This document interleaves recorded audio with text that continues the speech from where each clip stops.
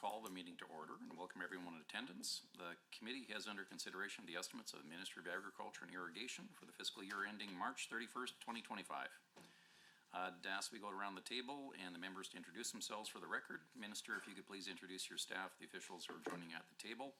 To get this thing started, I'll show you how it's done. So my name is Shane Getz. I'm the MLA for Lac-Saint and Parkland, better known as God's Country. And for those who are new here, Hansard will be operating the microphones. So they'll take that away for you and you don't have to be messing with the microphones.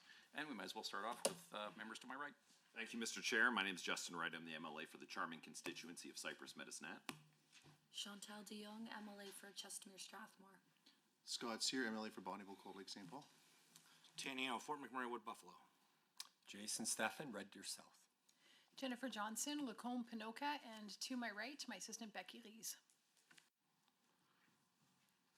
I'm RJ Sigurdsson, MLA for Highwood and Minister of Agriculture and Irrigation, and joining me at the table today to my left, I have my Deputy Minister Jason Hale. Right beside him, we have John Conrad, our Assistant Deputy Minister of Primary Agriculture. To my direct right is Matt Grossman, Assistant Deputy Minister of Finance, and beside him is Daryl Kay, CEO of Agriculture Finance Services Corporation. Good afternoon, Heather Sweet, MLA for Edmonton Manning. Shannon Phillips, MLA for Lethbridge West. Sarah O'Maligi, MLA for Banff Kananaskis. Nathan Ip, MLA for Edmonton Southwest. Perfect. It doesn't appear that we have anyone remotely today. Oh, excellent. Everyone all aboard who's coming aboard. This is great. I'd like to note the following substitutions for the record. Our Honorable Ms. Shannon Phillips for the member Leola as Deputy Chair. Welcome aboard, Deputy. Housekeeping items to address before we return to the business at hand. We've already mentioned microphones, so that's good. Committee proceedings are live streamed on the internet and broadcast on Assembly TV. The audio and video stream transcripts of the meeting can be accessed via the Legislative Assembly website. Please turn your cell phones to the least disturbing setting possible, silent if is preferable. And now here's the really fun part. Everybody knows me, I hate reading from notes, but we have to get through this together so we can have this on the record. Honorable members, the main estimates of the Ministry of Agriculture and Irrigation shall be considered for 3 hours. Standing Order 5901 sets out the process for consideration of the main estimates in the legislative policy committees. Suborder 59016 sets out the speaking rotation for this meeting. The speaking rotation chart is available on the committee's internal website. Hard copies have been provided to the ministry officials at the table and the members. For each segment of the meeting, blocks of speaking time will be considered if only both the minister and the member speaking agree. If debate is exhausted prior to 3 hours, the ministry estimates are deemed to have been considered for the time allotted in the main estimate schedule, and the committee will adjourn. Should members have any questions regarding speaking times or rotation, please email or message the committee clerk or raise your hand. He's just off to my left. With concurrence, the committee, I'd like to call a 5-minute break about partway through, kind of a wellness break. So if we do consider that, the shot clock for the overall meeting will keep running, and it will be 5 minutes. When we are not back in time, we will start without you. Does any member have an issue with taking a bit of a break at the halfway point? Seeing none, very much accepted or very much appreciated on behalf of the chair. Ministry officials who are present at the direction of the minister address the committee. Ministry officials seated in the gallery, if called upon, have access to the microphone in the gallery and are asked to please introduce themselves for the record prior to commencing. Pages are available to deliver notes or other materials between the gallery and the table. Attendees in the gallery may not approach the table. Space permitting, opposition caucus staff may sit at the table in order to assist their members. However, members have priority to sit at the table at all times. Points of order will be dealt with as they arise, and individual speaking times will be paused. However, the block speaking time for the overall 3-hour meeting will continue to run. Any written material provided in response to the questions raised during the main estimates should be tabled by the minister in the assembly for the benefit of all members. And finally, the committee should have opportunity to hear both questions and answers without interruption during estimate debate. Debate flows through the chair at all times, including instances when speaking time is shared between member and minister. So in other words, no heckling. You'll have a very congenial chair at the front. I can smile and nod with the best of them. If it starts getting heated in any reasons, I'll pull you back and address that through the chair. The other thing that's awfully handy, and we've had really good success with the other meetings, if we just reference, and this goes for all members, government caucus included, if you reference the strategic plan, the government estimates 24, 25, ministry business plans, fiscal plan, that would be awfully handy, both for those following along at home and for the chair, and then also it helps the minister address your questions and get them answered more expeditiously. And overall conduct of the meeting, this isn't the ledge, it's a business room is how we're dealing with it. The committee's kind of like a boardroom. If everyone's clear and comfortable with the rules of engagement, we can proceed. Everyone good? All aboard, here we go. Minister, I would love to turn this over to you for the first 10 minutes for the opening remarks. Over to you, sir. Thank you, Mr. Chair. It's my pleasure to be here and to introduce the agriculture and irrigation representatives joining me at the table. Jason Hale, Deputy Minister; Matt Grossman, Assistant Deputy Minister of Finance; John Conrad, Assistant Deputy Minister of Primary Agriculture; Darrell Kay, CEO of Agriculture Financial Services Corporation. Other ministry staff joining me are Karen Ronco, Assistant Deputy Minister of Trade, Investment and Food Safety; Shireen Kaur, Director of Communications; Sharifara Adalou, Acting Executive Director of Policy Services, Planning and Innovations; Miranda Sanosi, Director of Executive Operations. Also representing AFSC are Mark Prefontaine, Chief Strategy and Innovation Officer; Steve Lappin, Chief Financial and Risk Officer. My office staff are here as well, including Michaela Jansen, Chief of Staff; Jesse Rampton, Press Secretary; Amber Edgerton, Ministerial Assistant. Thank you all for being here. Agriculture is not just one of Alberta's key economic engines, it's part of the very fabric of this province and so many of our communities. As we face another year of what could be dry conditions, Budget 24 is focused on current and future water planning. This budget also supports and invests in various areas of Alberta's agricultural industry to ensure stable, continuous growth. Agriculture and Irrigation's operating expense budget for the upcoming year is $869.7 million, an increase of $66.1 million over last year's budget. This will ensure we can continue to provide programs and services to attract investments, expand trade, and create jobs in the agricultural sector and rural Alberta. There is also a $34.8 million increase in capital grant funding for a total of $87.2 million for new and existing infrastructure projects, which I will talk more about later. Our revenue projections for budget 2024 show a considerable increase of $162.8 million from last year, totaling $1.4 billion. The main drivers for this increase are $537.5 million in federal transfer payments, primarily for AFSC and Sustainable Canadian Agricultural Partnership programs, $712.4 million from insurance premiums, fees, and licenses. And now that we've covered the big picture, I'm going to share some highlights and key details. A crucial part of supporting Alberta's agricultural industry in the coming year will be thoughtful water planning. Our province is the irrigation capital of Canada, and we will be turning to it to help alleviate some of our water issues. We are looking to the future with $5 million over 3 years for feasibility studies, exploring, expanding, and upgrading water storage systems across southern Alberta, like the St. Mary and Waterton basins. That funding will also cover a feasibility study looking at possible new irrigation district near Pincher Creek. Irrigation has been playing a massive role in southern and central Alberta agriculture for well over 100 years. With that in mind, this year's budget allots a $19 million capital grant for the Irrigation Rehabilitation Program, an increase of $5.5 million over last year. This funding will help irrigation districts update their water infrastructure, allowing them to do more within their current allocations. Along those same lines, in 2020, we announced a partnership with the Canadian Infrastructure Bank and 9 irrigation districts to invest $933 million over 7 years in irrigation infrastructure expansion and modernization. The province's total investment is just under $280 million, and this budget's portion of that funding is $53.7 million. Water infrastructure like dams and reservoirs also play a key role in mitigating drought and flood risk. Budget 2024 earmarks an additional $50 million over 3 years for the water management program to complete important projects like the Dixon Dam Capacity Enhancement Project. There is also $900,000 in operating expense funding allotted for the Springbank Off-Stream Reservoir, which will reduce the flood risk on the Elbow River. This funding will provide security for both Rocky View County and the City of Calgary and their people and businesses. Moving on to Agriculture Finance Services Corporation. For decades, Alberta farmers and ranchers have relied on AFSC for lending assistance and insurance programs for crop, livestock, hail, and wildlife damage, as well as income stabilization programs like Agri Stability. As we face what could be another tough year, AFSC's programs will continue to be a vital lifeline for thousands of producers, which is why Budget 2024 allots $466.1 million of provincial funding for AFSC, an increase of $47.7 million over last year. This is largely driven by $55.6 million in reinsurance costs.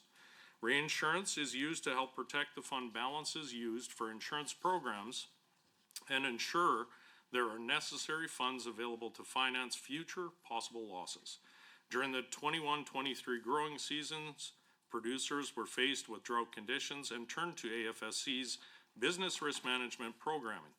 As a result of those crop losses, some producers may see a rise in premium costs. Keeping premiums stable is very important, and that's why AFSC takes a long-term approach, a 25-year approach. While we need to rebuild the fund, crop prices have dropped slightly this year, meaning we're expecting annual crop insurance premiums to keep relatively steady. Some producers might even see slight reductions. Our current estimates predict premium rates will increase an average of 13% from 23-24, which is still significantly lower than last decade's rates. Like many other businesses, producers are feeling the pinch of inflation, and AFSC offers relief by limiting annual and perennial insurance rate increases to a cap of 10% and perennial to 15%, despite claim losses exceeding premiums over the past few years.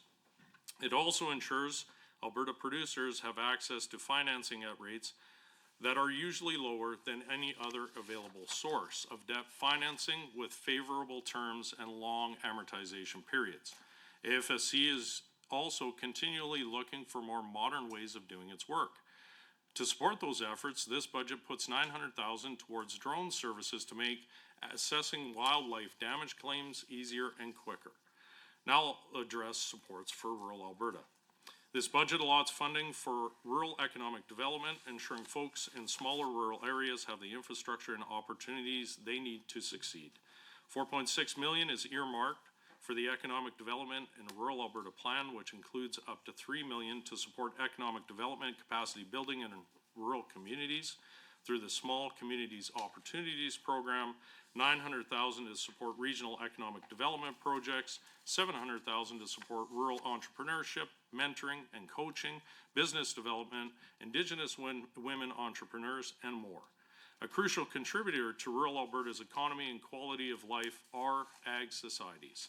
Across the province, 291 ag societies own or operate over 900 essential community facilities like curling and hockey rinks, rodeo grounds, and so much more. Every year, ag societies put on or host 37,000 activities with more than 2.3 million people taking part. To support their work, Budget 2024 includes $11.5 million for the Ag Societies Grant Program to ensure ag societies can keep contributing to the quality of life in rural Alberta.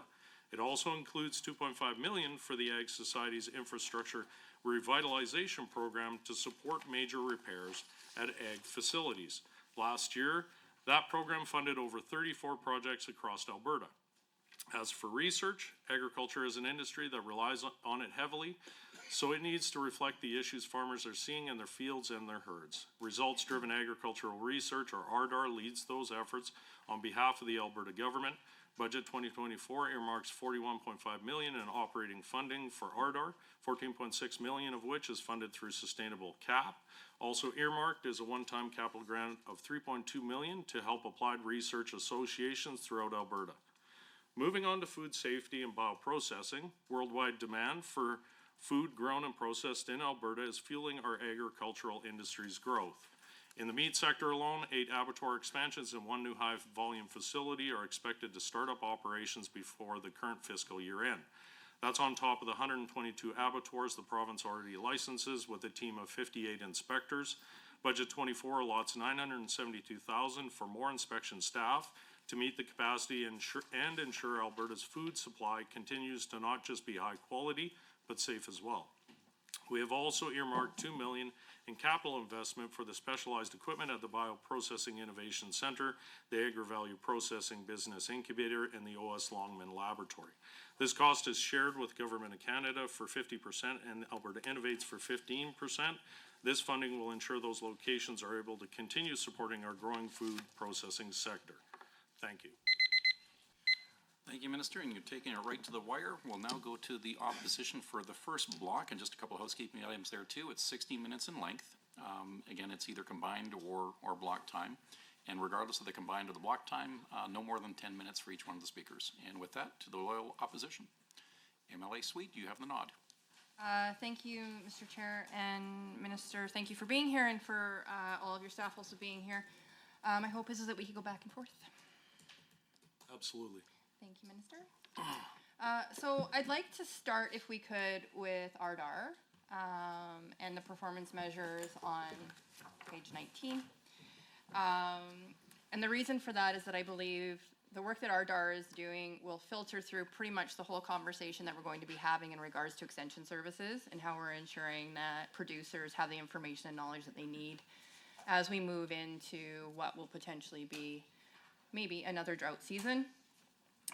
Or flood, depending on what area of the province you may be in. So my initial questions is related to the 38.5 million that's allocated to RDAR. Part of the performance measure in the within the business plan is the requirement that result-driven agriculture research to develop high-quality, robust, and adaptive crop and farm animals, disseminate agricultural research, and meet market demands. Now, one of the questions that I have asked over the years is about the extension services component. And when RDAR was initially developed years ago, it was explained that extension services were going to be part of the requirement of the grants that were being disseminated, and that would be built into the responsibility of RDAR. We now know that there is another committee that's been created in relation to extension services, given the fact that that isn't happening, and that there's a concern from commissions and from other areas across the province that extension services are not being supported in the same way. So my first question to the minister would be, is there a commitment that if extension services funding is going to be requested through the new council, will that be built into this existing budget first? And then secondary, a recognition that some of the funding that RDAR is receiving is not meeting the actual performance outcomes? Well, listen, I mean, first, of course, I think you've highlighted that the results-driven agricultural research funding and the committee itself is, in my personal opinion, they're doing great work, and they're seeing a lot of applications to support research extension across the province. Of course, the total funding in RDAR this year is $41.5 million, of which 14.6 million of that is funded through the Sustainable Canadian Agricultural Partnership, or Sustainable CAP. Now, that's a part of that Accelerating Agricultural Innovations program. And that's where we see a lot of the focus of what RDAR is doing, understanding how important research is going to be.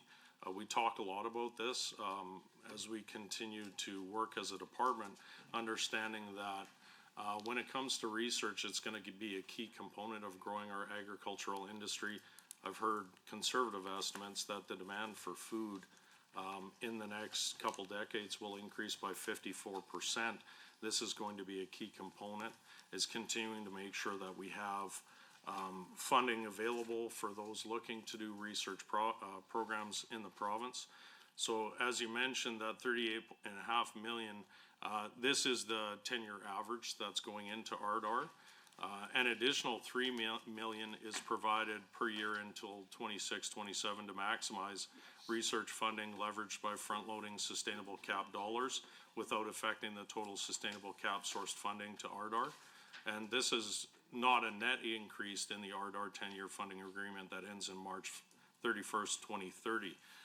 So budget 24 approved a one-time $3.2 million capital grant to Ardar in support of applied research associations as well, to replace key equipment and infrastructure, which is going to be a key part of that. And listen, I think that work that Ardar is doing is having an impact. The agriculture industry is getting most out of its investments, and Albertans are getting most for their dollars. And of course, as a department, we always continually review the programs that are available, but I am very proud of the work that Ardar is currently doing in the province.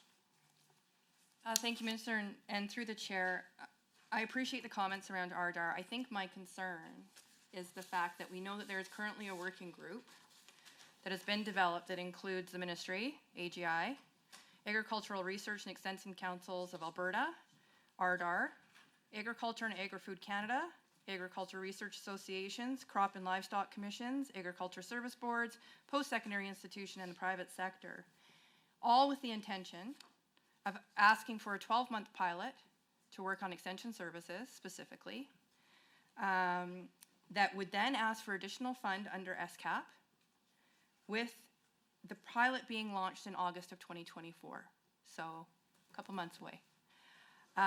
The concern is that I don't see any of this being built into the budget. I know that the ministry is part of the discussion in regards to these extension services and this working group. And so, again, I guess my question would be, and it's pretty simple, is the money in the budget, yes or no? You won't see it directly as a line item, but it is in the budget. The Eureka and Industry Stakeholder Group is receiving a $1.7 million grant for this work that they're going to be doing. That's going to allow them to continue to do the work that they're doing, to answer your question. Okay, so part of the other question that's come out of the working group, and the discussion that's come out of the working group, is labor concerns. So recognizing that when the creation of Ardar happened, many of the staff that were existing within the ministry through extension services, as well as providing other expert services through the ministry, were supported in leaving the ministry at that time. There was about 400 staff that left the ministry in the year that Ardar was created. And what we're hearing now is that we have a shortage of experts coming out of post-secondary that do not necessarily have the extension services component, the agronomists, etc. And I'm just wondering what the ministry's work is and what you're doing to work with the post-secondary institutions to help build that capacity. I think part of the discussion that's happening right now at the working group is to try to recruit people from other provinces, and ideally it would be great to have people locally working in the ag sector. These are all amazing and great questions. Actually, my department has been doing roundtables across the province, and we've identified labor as being one of those key challenges to continue to grow our agricultural industry across the board. We continue to have a lot of feedback that's provided to us that we think we can continue to work to be able to improve that. Of course, when it comes to training, this really is a question more directed, would be great to direct to the Minister of Advanced Education, but of course our department is always working and having conversations with our post-secondary institutions across the province to continue to connect with them, understand what their current needs are, and make sure that we're communicating well within a government together too with our Minister of Advanced Education, and make sure he's aware of both the infrastructure needs and as well what we see as trends in agriculture and where we think we're going to need more. I think one of the highlights that we can talk about is doubling vet services as a prime example at UCVM. I mean, this is a massive investment by this government, understanding the shortage of vets right now in the province. And this isn't a small investment. This is going from 50 trained to 100 trained when the new UCVM facility is done. So this is a lot of the work we're doing, understanding where we need to continue to grow in the space to support the massive growth that we're seeing. And right now, to be clear, I'll say it again, I do believe that agriculture right now in the province of Alberta is got the greatest potential to diversify our economy and grow jobs and growth in GDP. And we're seeing that right now. So of course we understand that we're a bit of a product of our own success with that kind of a growth rate, and that we're gonna have to accelerate and work with our post-secondary institutions to make sure that the labor force is there to be able to support that kind of growth.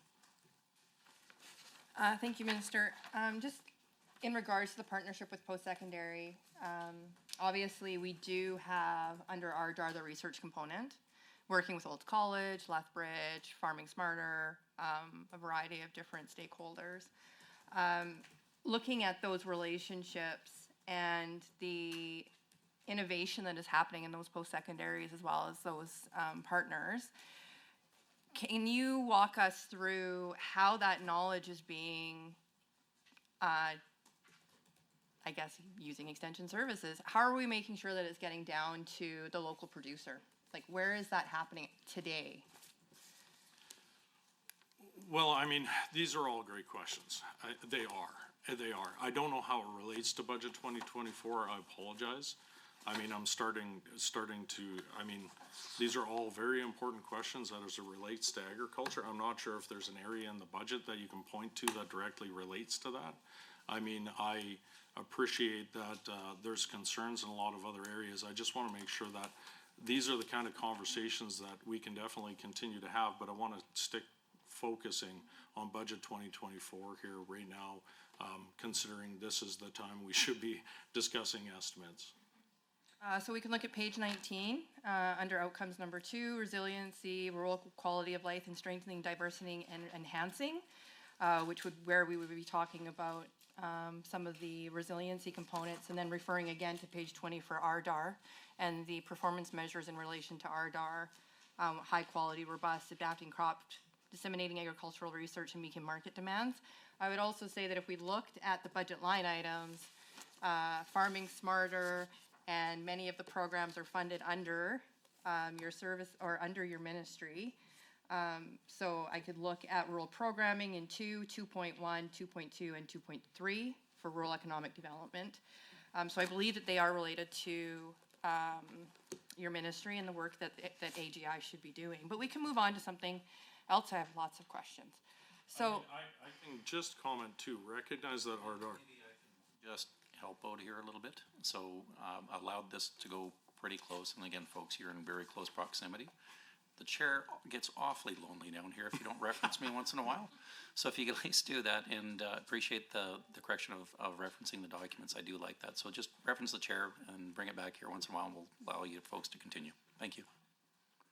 And maybe just to follow up on that question, and when you talk about that integration of RDAR and really getting it down to the ground level, recognize that there's also the work that they do in hand with our applied research associations, and they will continue to receive in this budget $4 million in operational funding, and that's administered through RDAR.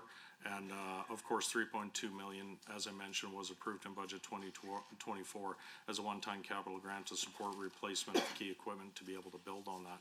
So that's a lot of the ways that we work through RDAR, and RDAR does their work to continue to connect with applied research associations and make sure that they're working collectively together and heading in the direction that they feel farmers, ranchers, producers in this province feel the direction of this work should be headed. let's move on to irrigation networks. So the capital grant for irrigation infrastructure stalled in 23-24 through the chair. It was budgeted at 49.9 million, but only spent 13.5 million. This is found on page 45 of estimates. The budgeted spending has a large increase in this fiscal year of 72 million, but if you look at the numbers, what has happened is the rollover of the money that wasn't spent last year. So first question would be, what are the inflationary costs associated with the projects? Knowing that 70% is held by industry and 30% is paid by SCAP? And is there going to be an adjustment given those inflationary costs for the projects? Well, we've definitely been having conversations to ensure that we want to make sure these projects are going, understanding the overall importance of this continued work. Of course, you will see this continue to ramp up over the years to come. That's kind of how we intended this. Each year, the amount of work being done will continue to increase. With that, There is no adjustments in this budget for that inflationary end. This was a one-time, and that's, we're working with our irrigation districts, understanding that they have seen some inflationary pressures. But I would comment that we've had a lot of these projects completed already. The work is ongoing. They see the incredible benefit to these programs and this funding to continue to keep this work happening. And we're seeing, I think over the years to come, we're gonna see an incredible amount of success from that. Of course, you know, just a comment, I mean, 38 of the 92 are substantially complete on the projects already. 34 of 92 are active, and 20 are not started yet. So we're continuing to work with those individuals, but we are seeing, of course, a massive interest and a lot of appreciation for this funding, understanding that once all of these projects are done, the potential for the amount of additional irrigated acres to come online and understanding the impact of that. A lot of the irrigators I've talked to, they'll say flat out, talking about the growing global food demand in the next couple decades of being almost 54%. We have farmers down there that on a conservative side of it will say crops under irrigation increase production by almost 200%. This is going to be a huge key. And we are the largest irrigation district in all of Canada. And actually the irrigation districts and the work that's going in, the investments by this government, both through the irrigation revitalization program, the $933 million we've put to the modernization side. This is actually a huge part and piece of why we're seeing so much investment flooding to Alberta right now. We've had in the years just recently over $2 billion of investment, over 4,000 jobs created. And a lot of this hinges on this continued commitment to invest in this key critical infrastructure and our low tax jurisdiction, being a low tax jurisdiction, our agro-processing investment tax credit. So we definitely want to continue to invest in this area. Thank you, Minister. And through the chair, you actually answered my next one, so that's good. Can you tell me if the 20 projects that have not started are due to the fact that many projects are still waiting for the environmental impact assessment sign off by the province? And how many of those projects are still waiting for the environmental sign off? None of those projects are waiting for that, no. Okay, so how many projects are still waiting for the environmental sign off? Because there are projects waiting. I'm not aware of what the actual number is that would be waiting. I don't believe that there is any, but I would have to, it's not in, as you can imagine, in the budgetary side of it. But I can update you that the reservoirs that are ongoing right now, Snake Lake is 8%, Chin Reservoir is 5%, Delacour is at 1%, and Dead Horse is at 5%. So these reservoir projects are moving along and we're seeing progress on, and as you can imagine, the reservoir side is a larger piece to these investments, but we are seeing progress continuing on all these projects moving forward. So do you know then through the chair, so 13.5 million was used last year. Most of it's been rolled over because it was 49.9 that was budgeted, or yes, it was budgeted last year.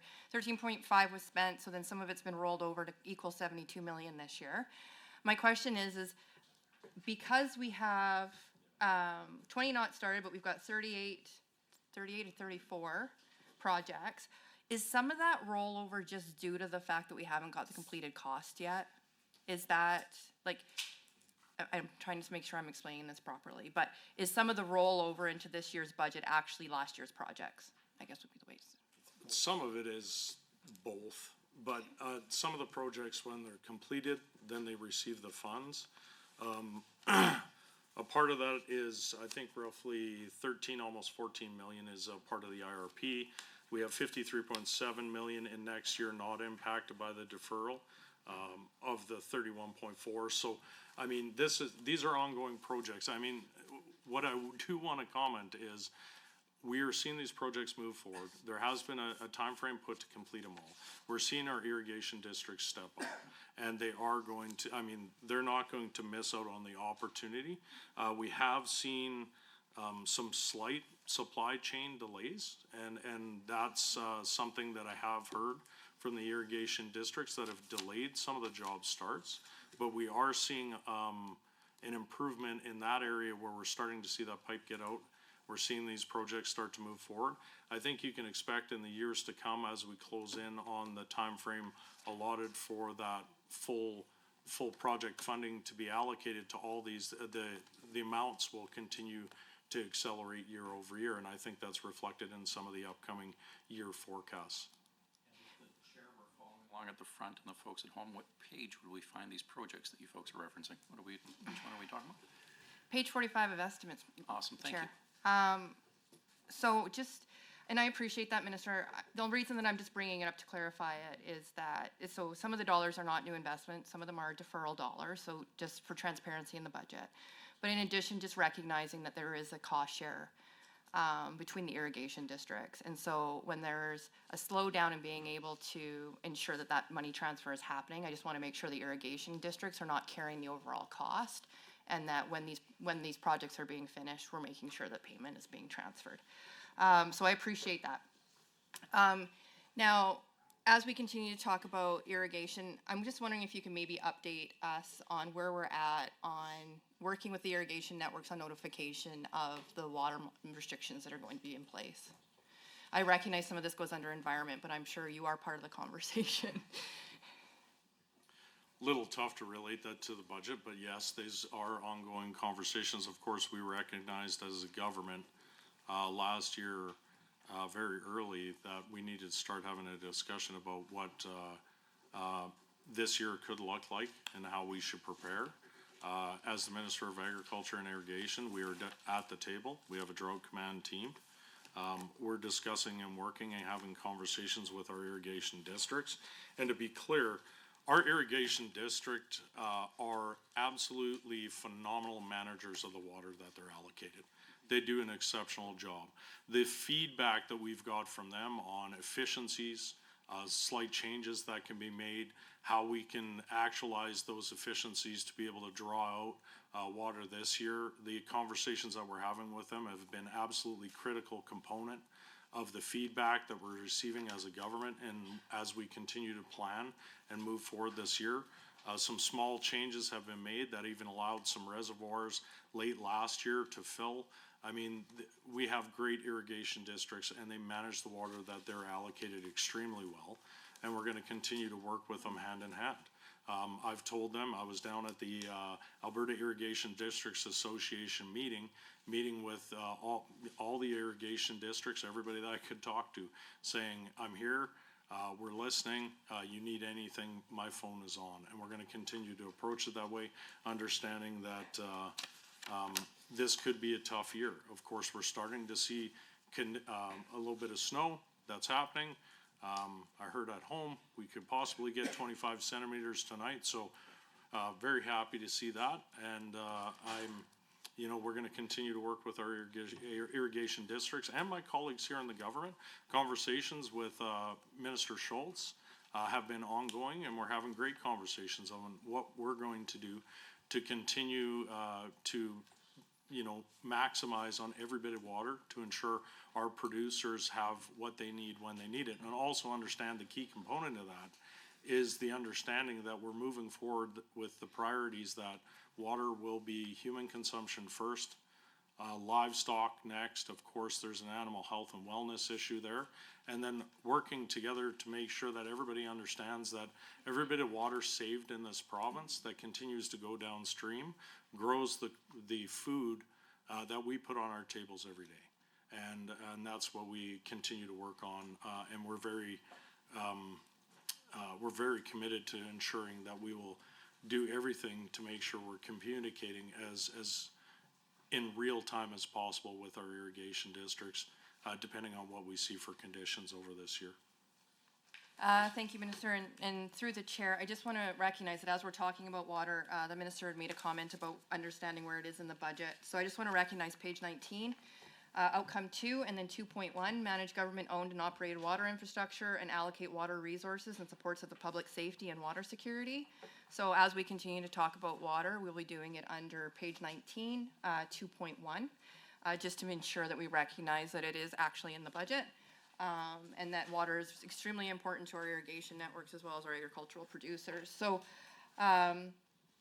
I will take a little bit of a break and pass it along to my colleague from Banff Kananaskis, as I know that water is also a thing. Indeed, water is a thing. Thank you. And The formalities of how this works, so you'd have to ask again with the minister if they want. Once you see the time, you ask if it's block or it's shared. thank you, Mr. Chair. Minister, would you like to go back and forth? Is that okay? Yeah, absolutely. Go ahead. Thank you. Thank you, thank you, Minister, through the chair to you. It's a long thank you. It goes all the way around. I'll also thank you to my colleague who kind of did a pretty nice segue here, referring to page 19 and 20 in the business plan. That's where I will start as well. So outcome 2 that my colleague was referring to is really around agricultural productivity and resilience and the rural quality of life. Specifically, there is an initiative at the very bottom of page 19 that is supporting the objectives that is 5.5 million allocated for operating, expecting, and managing deficiencies in water infrastructure. I feel like, given the extent of water-related infrastructure in Alberta, 5.5 million doesn't sound like very much. As the minister has repeatedly commented, we are the largest irrigator in the country. And so I'm curious about how water infrastructure will be prioritized for inspection. Will it be by geographic area, by type of infrastructure, by drought risk or flood risk?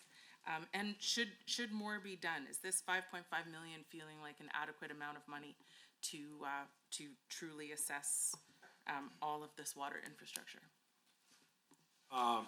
I'll start by saying, yes, I do believe it is. I mean, there's not a prioritization put on water infrastructure based on what we see for conditions every year. The province of Alberta maintains our water infrastructure to the highest standard every year. That is a safety component of everything we do. Of course, as you mentioned, there's 5 million in operating funding that was approved for dedicated non-capital infrastructure maintenance work, such as desilting and brushing of vegetation canals. Approximately 900,000 was approved for 2024-25 as well to support the Springbank Dam operational expenses and staffing requirements. To be clear, we continue to do everything to make sure that every bit of infrastructure we have is maintained to the highest level possible, and we'll continue to do so. We take a whole government approach to managing and maintaining that water infrastructure systems, and that's to ensure that Albertans are assured that they have that safe, reliable water supply. Alberta Irrigation, Agriculture and Irrigation works closely with environment and protected areas and transportation and economic corridors to reduce the risk and potential impacts of floods across the province as well through a lot of these projects. And our top priority is to protect Albertans and their communities. Okay, through the chair, thank you, Minister. I can definitely appreciate that we have a goal to maintain our water infrastructure to the highest standard. And I also really appreciate the extent of irrigation in the south and the kind of agricultural productivity that enables. But I will also, through the chair, remind the minister that the south isn't the only part of the province where water management is required. And water management isn't only associated with irrigation. I'm still concerned that 5.5 million for operating, expecting, and managing deficiencies in water infrastructure isn't sufficient. But I'm not sure how we can resolve that in this conversation. So I guess I'll just leave that there for now.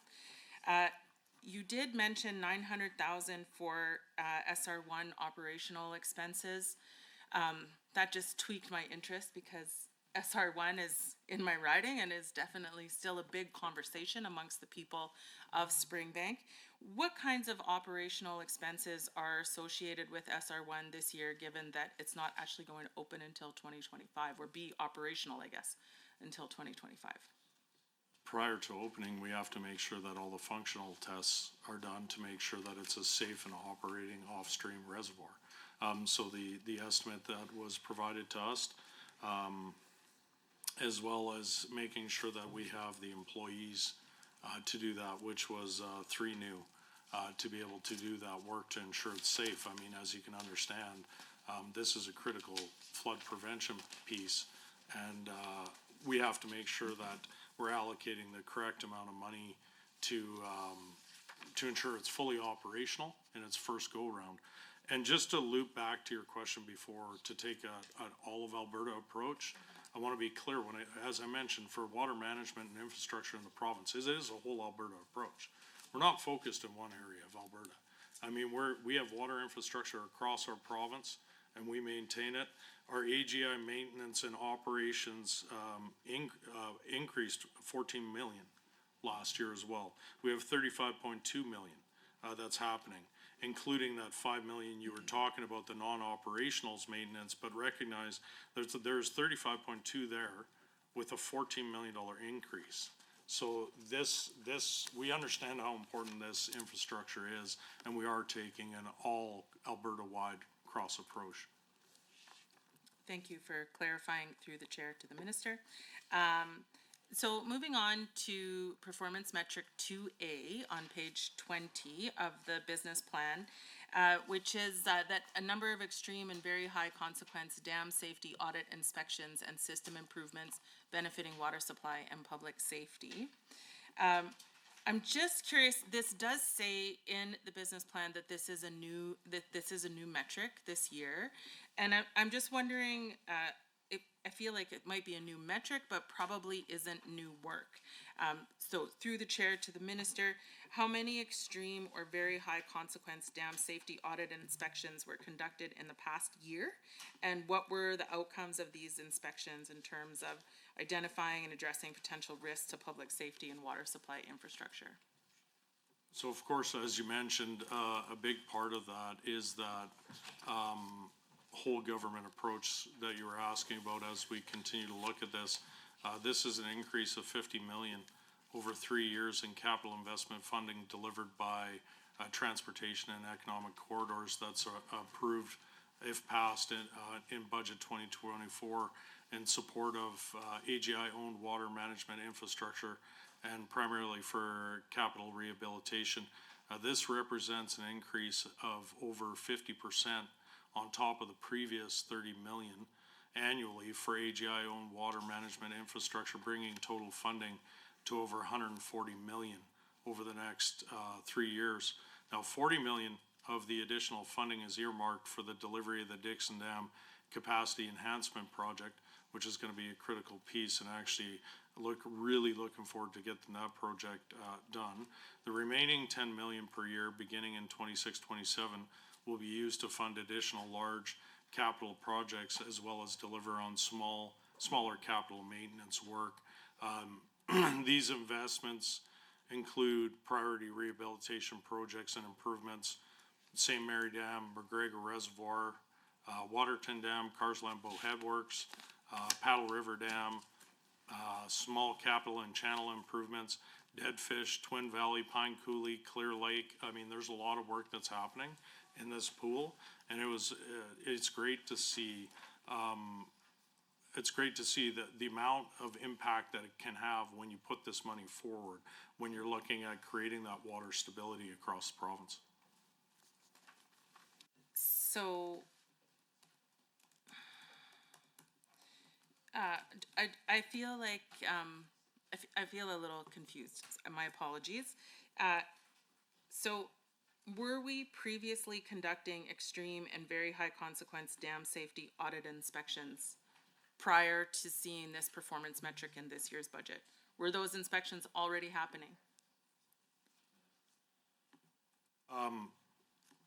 Understand that under agriculture and irrigation, we operate the infrastructure, but that's a great question for Transportation and Economic Corridors. You'd have to direct it. They're responsible for the inspections. Okay, understood. It's just interesting that it is in the agriculture and irrigation performance metrics of the business plan. But I will take that up with transportation and economic corridors. So can you provide some examples of improvements that have been made to water supply management capabilities and public safety as a result of dam safety audit inspections? So if transportation and economic corridors is conducting the inspections, but agriculture and irrigation is managing the infrastructure, what kinds of improvements and where have those improvements occurred? Well, that's part of the previous answer that I just gave you, a lot of the work that is happening, and I'll break it down for you just to get a little bit more detailed. Some of the investments that are outlined in here would be the St. Mary Dam. Now that's a river and seepage flow monitoring upgrades, it's $2 million. McGregor Reservoir Shoreline Erosion Program is $15.5 million. Waterton Dam, Carsland Bow Headworks Electrical and Control Upgrades is $5 million. Paddle River Dam Capacity Upgrades to pass the probable maximum flood PMF is $10 million. Small capital and channel improvements, now that's projects across the province that are doing smaller upgrades and repairs, that's $4 million. We have Dead Fish, Twin Valley, Pine Coulee, Clear Lake electrical and control upgrades, $3.7 million. This is all providing that additional work in to create the security and longevity of this infrastructure that we have. And we have, like I mentioned, over $140 million over the next 3 years. That's going to continue to go into these improvement projects to make sure these dams, reservoirs are maintained and are safe, functional, and going to be protected for years to come. Excellent. Through the chair, thank you, Minister. Looking at the page 21 of the business plan and in the statement of operations table, there's a substantial budget increase for water management from a forecast of $54.2 million to $65 million. And the fiscal plan says that $5 million of this is for canal maintenance. What is the other $4 million for in this budget increase here from 54.2 to 65? Just give me, can you refer to which page you were referring to? Just want to make sure we get the right information in front of us to make sure we have the right numbers that we're discussing. Of course. On page 21 of the business plan, under expenses for the statement of operations, there's a line item there for water management. And it's forecast at $54.18 million. And the estimate is increasing to $65.1 million. And then in the fiscal plan on page 95 of the fiscal plan at the bottom, it says that $5 million of this increase is for canal maintenance. And I'm just wondering what the other because it's a $9 million increase, I'm just wondering what the other $4 million is earmarked for. Is that for building new irrigation? Do just so we get the full picture here, Sure. is really break it down. On the water management expense side, you're talking about that 54 to 65, and I'm going to break it down just all the way from top to bottom. And in that, there's a $16.1 million increase from previous budget. This is primarily due to the $5 million new funding for non-operational infrastructure maintenance cost funding to supplement the services shortfall for AGI water infrastructure. $8.7 million increase in administrative services supporting water management infrastructure. That's that ongoing contractual obligations for access of First Nations land, First Nation bilateral agreement, Springbank Dam infrastructure operational support, and increased utility services offset by higher revenues.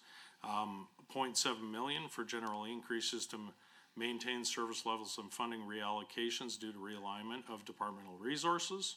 $1.7 million increase in amortization related to water management infrastructure capital assets. So as you can see, there's a complex amount that's happening in there that relates to that whole increase. Through the chair, thank you, Minister.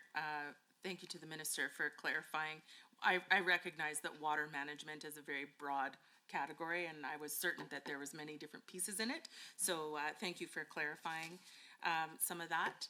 And also on that, no, I'm gonna save that for later. Trying to decide, I'm strategically leaving dams for later, but you know what, maybe I'll just dive into dams and reservoirs. I do have a series of questions about dams and reservoirs. Diving into the dam and the reservoir. I mean, I do love, there's no water in it right now, but there will be. And I love swimming in Alberta lakes. So so there's two particular dams that are on my mind these days, and one is the Irrigation Dam and the Bow River Dam. So if the capital plan invests 147 million in water management infrastructure and 5 million to assess the feasibility of developing new reservoirs, this is on page 109 of the fiscal plan, which I don't have open, but I can open it just like that. Fiscal plan. Oh, yeah, thanks. 109. Yeah. So are the feasibility studies for the Irrigation Dam and the Bow River Dam part of that 5 million? Or is that 5 million for feasibility associated with the reservoirs only and not those two big dam projects? Thank you. Well, I can let you know that Airmore was in last year's budget, so that is complete. And then, of course, we have investigation for increased storage and conveyance of irrigation water projects. We're continuing to put 5 million over the next 3 years until 2026-27 included in this budget. We have 1 million in year one and 2 million in each of the following years to continue to identify and do more feasibility studies. Because you touch on something that's extremely important when we talk about Irrigation, and it's great that Irrigation got the feasibility and it is done. We do need to continue to take a look at where the opportunities exist in the province of Alberta and where they're going to fit right with the current infrastructure we have and where we can grow in the future and what's going to provide the best opportunity for water storage and security. So these feasibility studies are going to be essential moving forward to provide that additional support that we need surrounding water.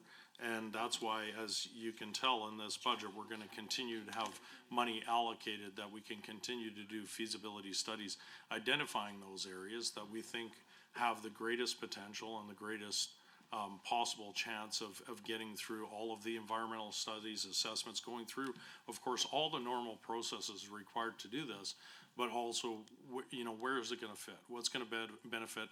I mean, we talk about just agriculture sometimes as agriculture and irrigation, but these projects provide water stability for the province as a whole.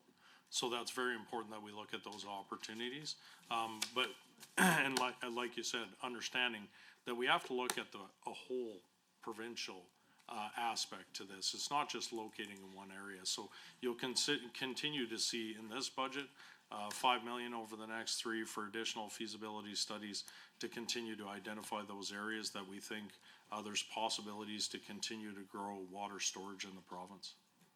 Okay, so through the chair to the minister, does that mean that there aren't specific projects associated with this $5 million feasibility assessment bucket of money?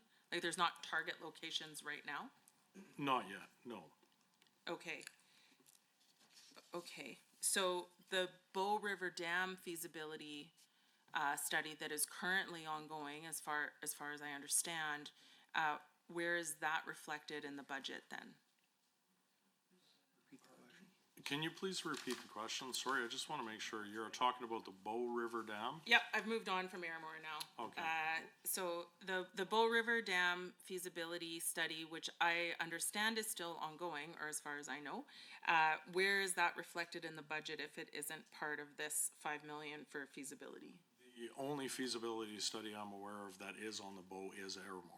So you're talking about the same project, I think. No, I'm unaware of an additional project. Airmore was reflected in last year's budget. The feasibility study has been completed on, or RFPs. the RFP is done, sorry, I apologize to clarify, is done on that project to be able to move forward with feasibility end of it.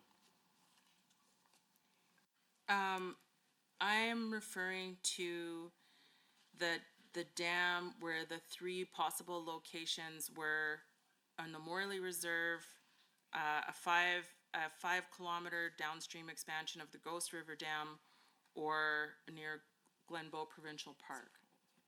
Is that not the Irrigation Dam? That's not the Irrigation Dam. Irrigation is downstream from Calgary, is it not? Correct, it is, yeah. So this other dam, Be something under transportation, it might not be in the ministry, I'm not sure where the, okay, sorry. And maybe I'll just clear this up.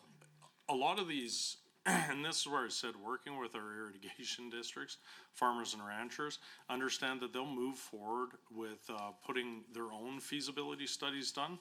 It doesn't necessarily mean that it's a government project.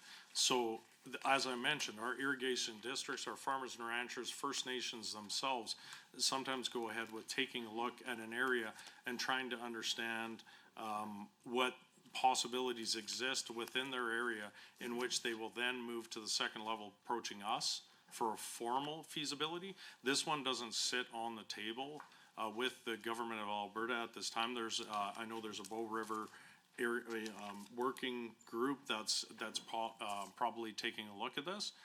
Once they get to a next level where they identify where they believe there is a potential for additional water storage, that's when they would generally take it to the next level, approaching the government of Alberta to say, hey, listen, we've identified some areas, we believe a formal feasibility study, and that's the great part of having the 5 million over the next 3 years, is when they do approach us, we've got that feasibility money in this budget and over the next 2 years to be able to continue to do work when they get to a point they think they can present a possible potential for water storage.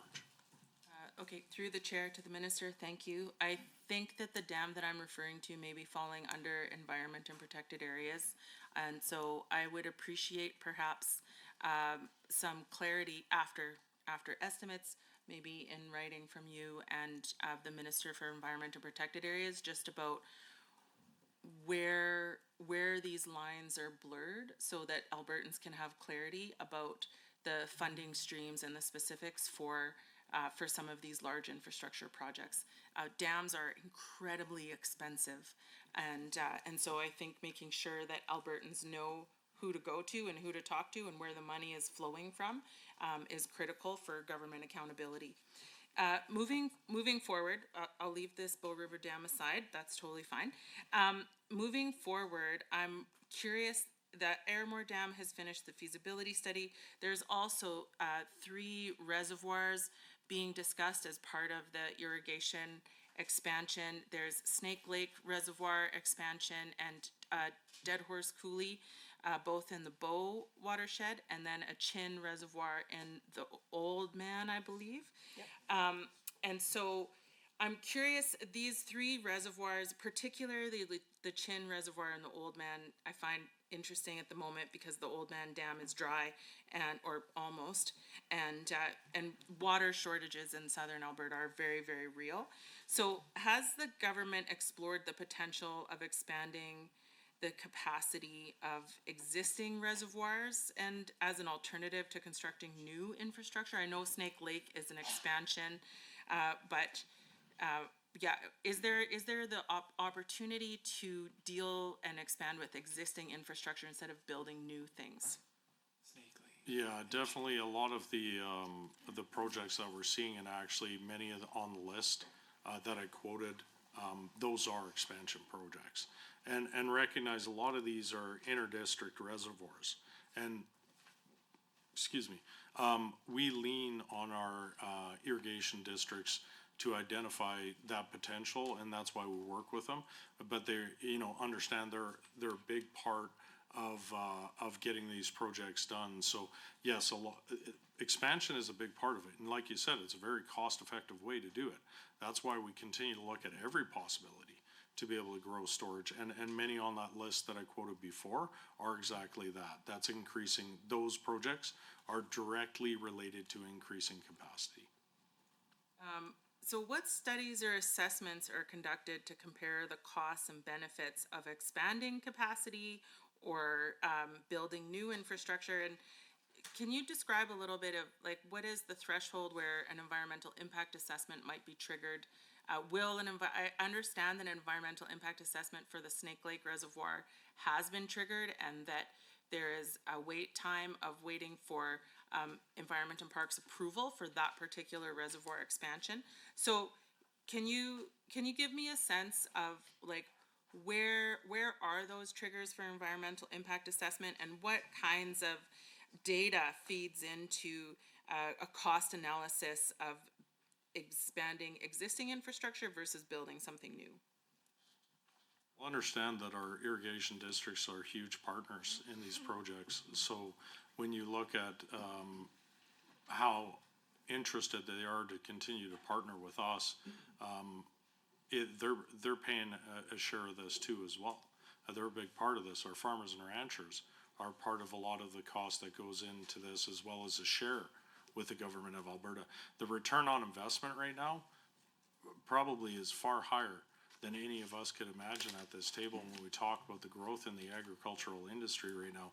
When it comes to the assessment sides that you're asking about and how those assessments are triggered, great questions for the Minister of Environment, but not a question I can answer to you. It's really more appropriate that you direct that to the appropriate minister.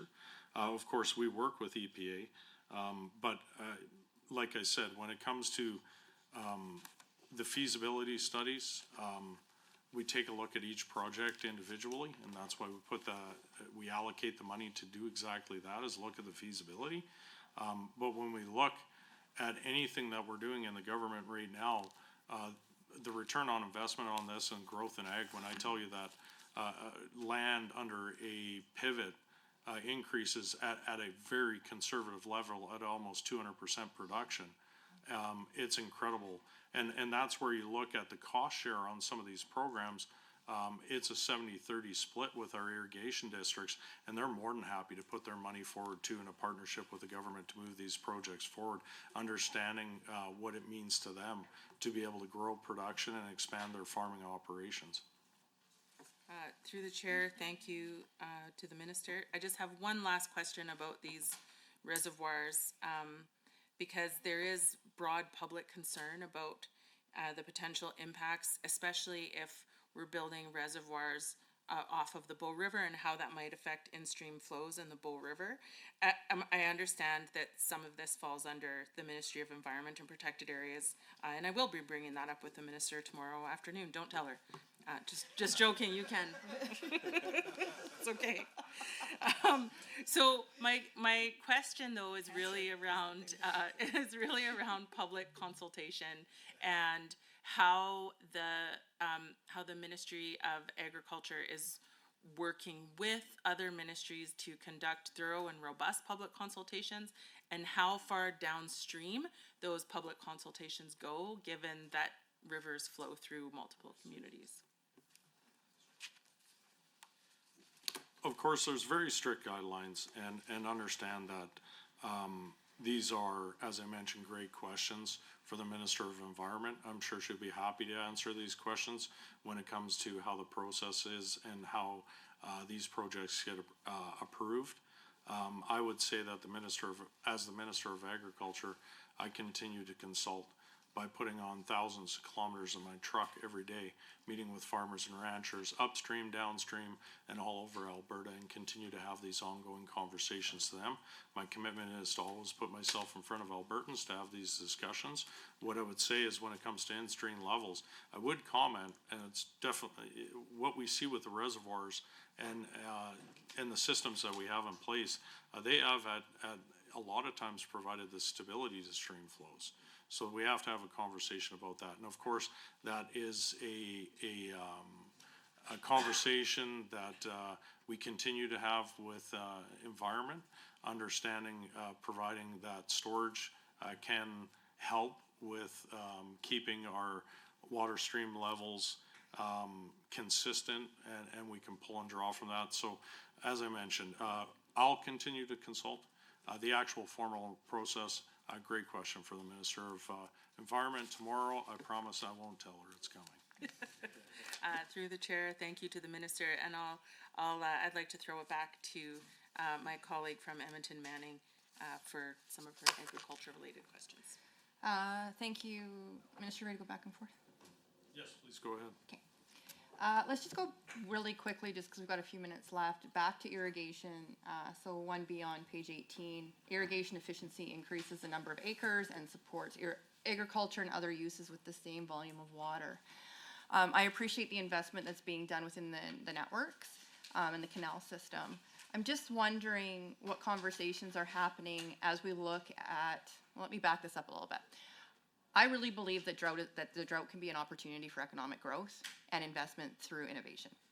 I think this is a great opportunity right now for the government to be looking at using the expertise of our post-secondary institutions and the knowledge that is coming out of RDAR and our producers' knowledge around the work that they do, that we can be looking at those irrigation networks, investing in those irrigation networks outside of the canal system, and then using that information and that expertise to share it globally around the world about how we manage our water systems.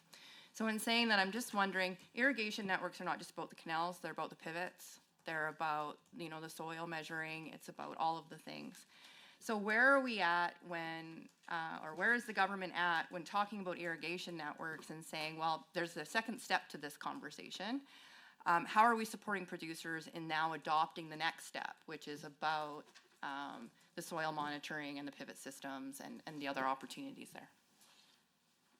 Great question. And actually, I'm very, the technology we're seeing and the growth in the space, moving to drop heads, higher efficiency pumps, this is happening right now. I'm proud to report that our irrigation districts are over 80% modernized. They're already moving in this space because they are understanding how many additional acres they can irrigate under efficiency alone. Covering canals, moving to piping systems. We have invested a lot in the irrigation rehabilitation, but as well we have programs that also incentivize our farmers and ranchers to move from, lower efficiency pumps to higher efficiency pumps. We have grant systems that help them get the next level of technology. Those programs are essential as we continue to look at getting all of our irrigation districts completely modernized. Getting over 80% is great. I think on efficiencies alone, and through those efficiencies, we've heard numbers up to an additional over 100 to 200,000 acres could be possible to come online if the irrigation districts decide that they want to go down that pathway. But I will talk about the fact that through the Sustainable Canadian Agricultural Partnership, we have that 5-year, $3.5 billion investment that includes $1 billion in federal programs and activities, $2.5 billion in cost share programs and activities, and through that, we have our on-farm water stream, and as well our irrigation water grants to be able to move additional innovation and support these farmers and ranchers through direct grants. Just clarify, it's the producer can apply for those grants directly can apply for those grants, or is it going through the irrigation networks? We have grants through the SCAP program that farmers and ranchers can apply to directly. They get up to, I do believe under the irrigation grant through SCAP, they're up to 35,000 in multiple steps to be able to apply, and that helps them transition from, we have had, some of our irrigators that were operating on either diesel or natural gas powered pumps, and this allows them the ability to invest to move over to electricity or higher efficiency pumps. It allows them to invest in, the drop pivot technology. Like, these are direct grants to be able to support our farmers and ranchers to move in that space and continue to modernize our irrigation districts in the area that you're specifically talking about, is just right on the farm and directly related to those pivots. I think, just because we're running out of time real quick, I think that's the piece that I'm finding is the most important at this point, is that we can build the infrastructure for the canal system, but if the producer isn't adopting the technology or doesn't have the capacity to, whether it's a financial barrier or whatever, it really does restrict the ability for us to look at that water licensing component and the struggles that we're gonna face this summer. So sorry, you were gonna say some more, but for me, it's the focus on the local producer. Like I said, that you're definitely hitting on a topic that I think presents a huge potential. And through those SCAP grants, we continue to support our farmers and ranchers to incentivize them to move to that higher technology, to low pressure systems, drop heads, greater efficiencies in their pumps. And it's through that I think we'll continue to see that they'll be able to irrigate more acres under the same amount of allocation that they're generally given. And I think that's the key, is ensuring that we continue to provide a clear pathway for them to invest in technology and be partners with them to make sure that we treat water as the finite resource that it should be. Excellent. Thank you, members, for the first block. It now goes for the next 20-minute block over to MLA Johnson. If the minister's willing, I'd like to do back and forth. Minister, up Yeah, please go ahead. All right. proceed. Thank you, Mr. Chair. Through you to the minister.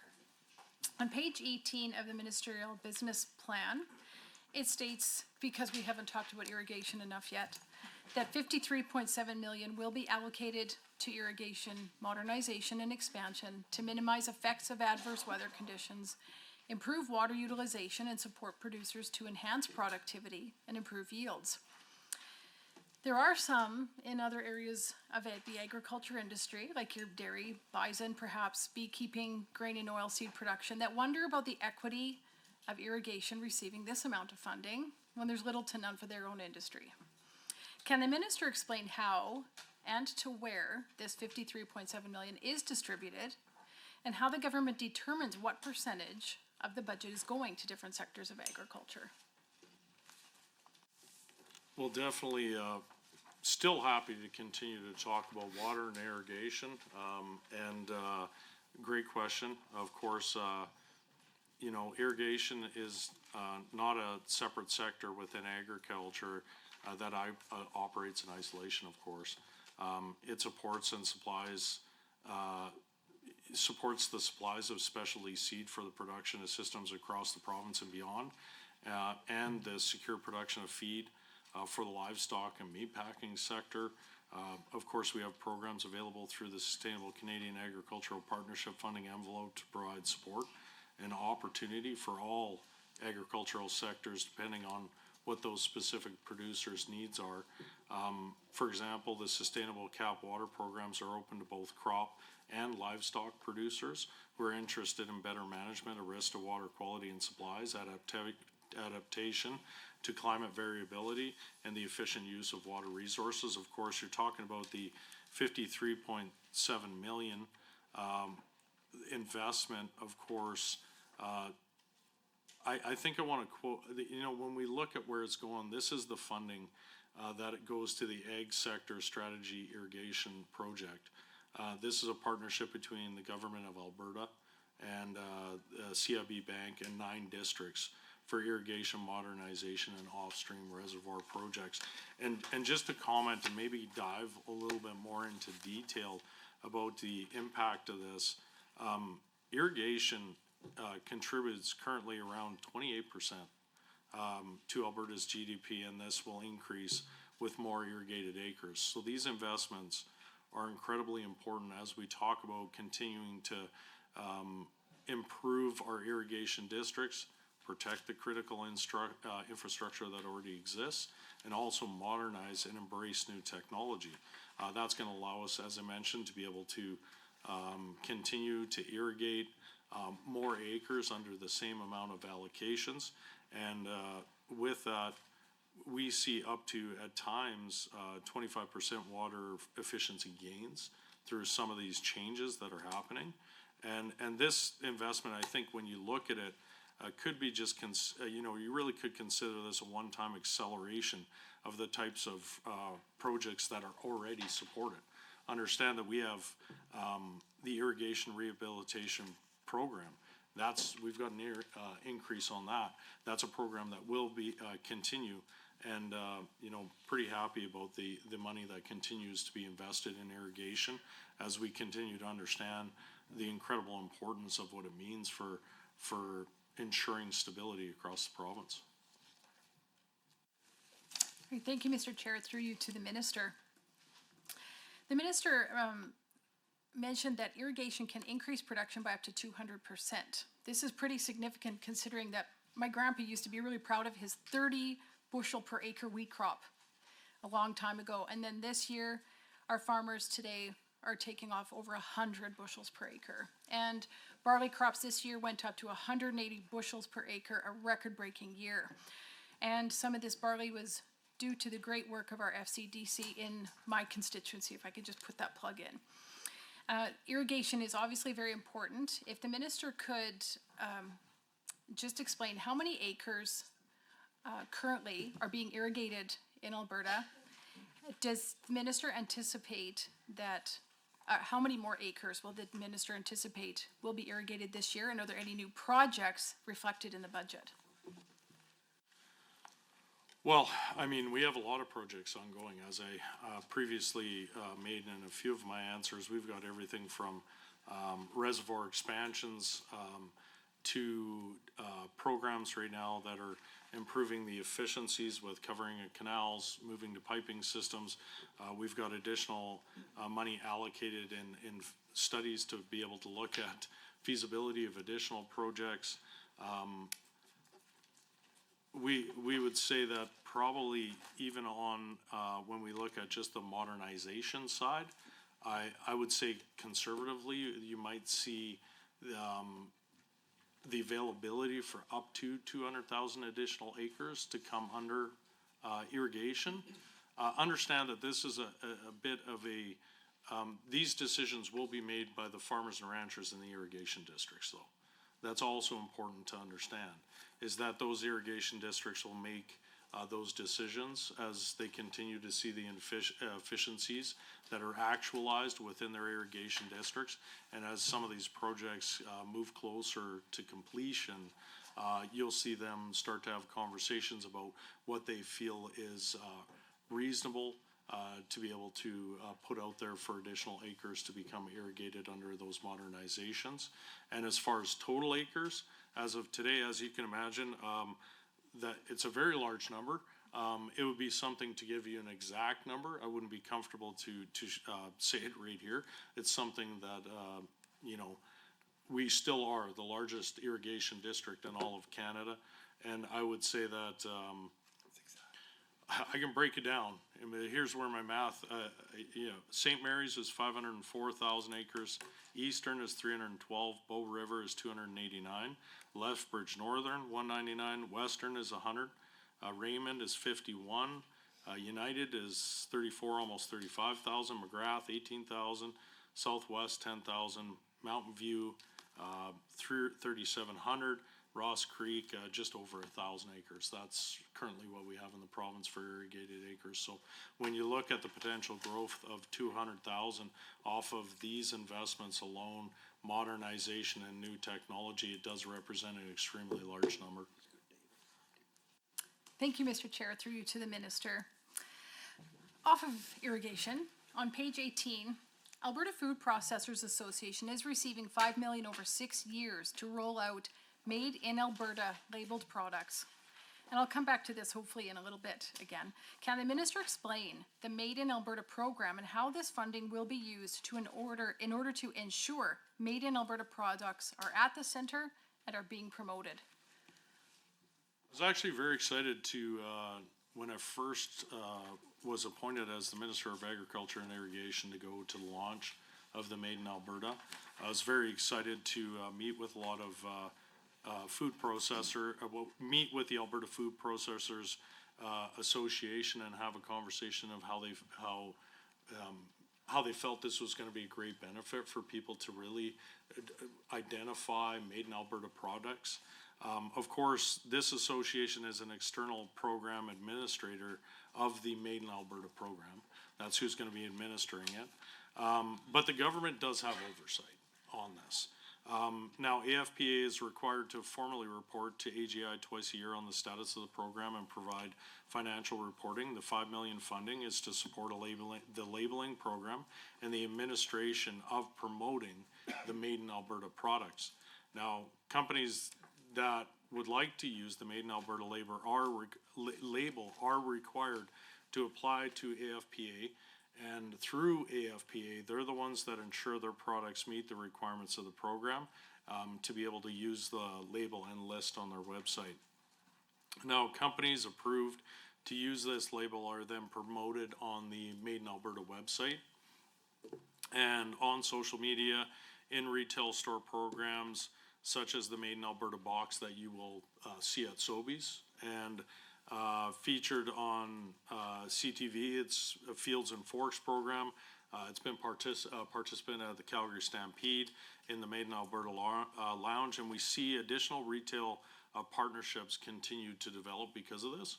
And it really has provided a lot of support to those great Alberta companies and producers that are producing such a high quality product, to give them that ability just to kind of put themselves put that label on there so that people know what they're buying, where it's coming from. We've seen an incredible amount of support for supporting local and shopping local. So it really has been a successful program, and we've seen a lot of great producers take part. Excellent. Thank you, Mr. Chair, to the Minister. Page 19, 1C, Performance Indicator, Value of Alberta's Primary Agriculture Commodities and Value-Added Agriculture Product Exports. This indicator tracks the diversification of agricultural product exports that drive industry growth and contribute to provincial economic growth. Primary agricultural commodities has risen from 5,808,000 in 2018 to 7,299,000 in 2022, whereas our value-added agriculture products increased from 6,683,000 in 2020 to 8,252,000 in 2021. Can the Minister first explain some of the diversity in our primary agricultural commodities and in the value-added products? And can the Minister also explain what products are contributing to this positive, almost 30% increase in value-added products?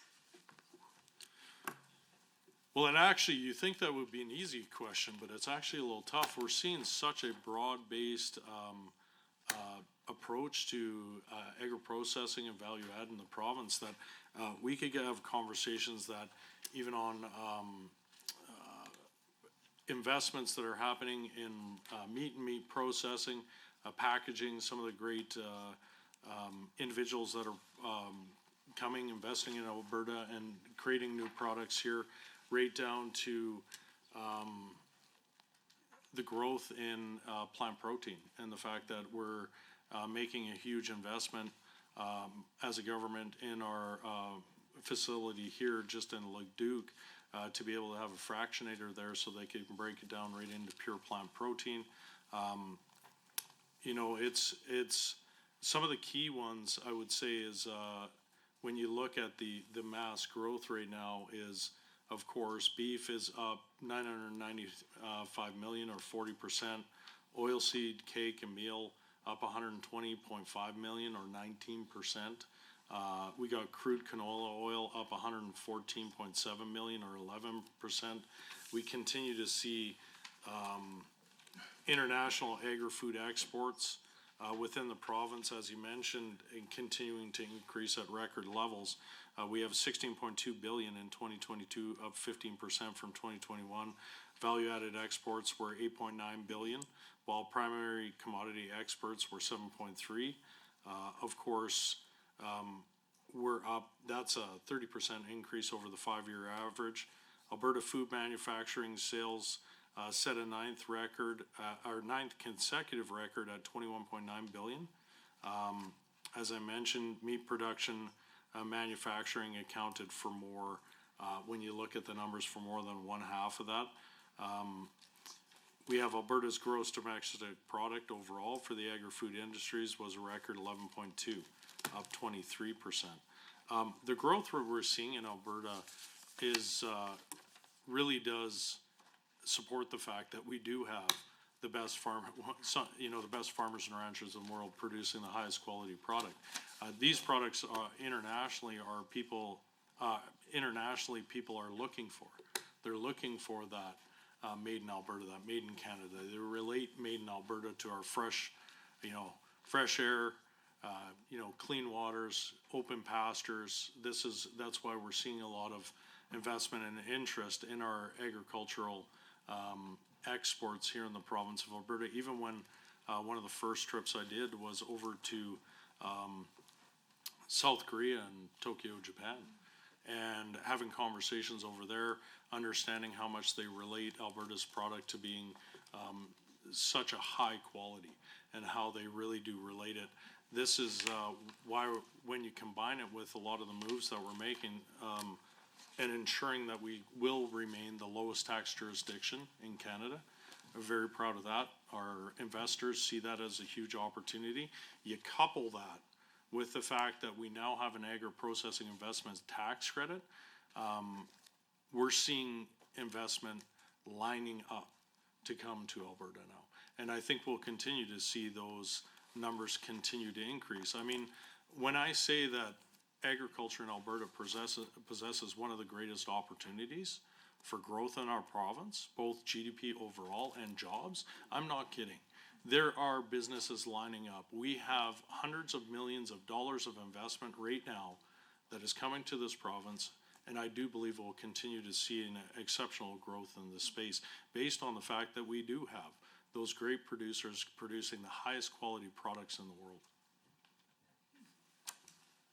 It's good news, Mr. Chair. Thank you to the minister.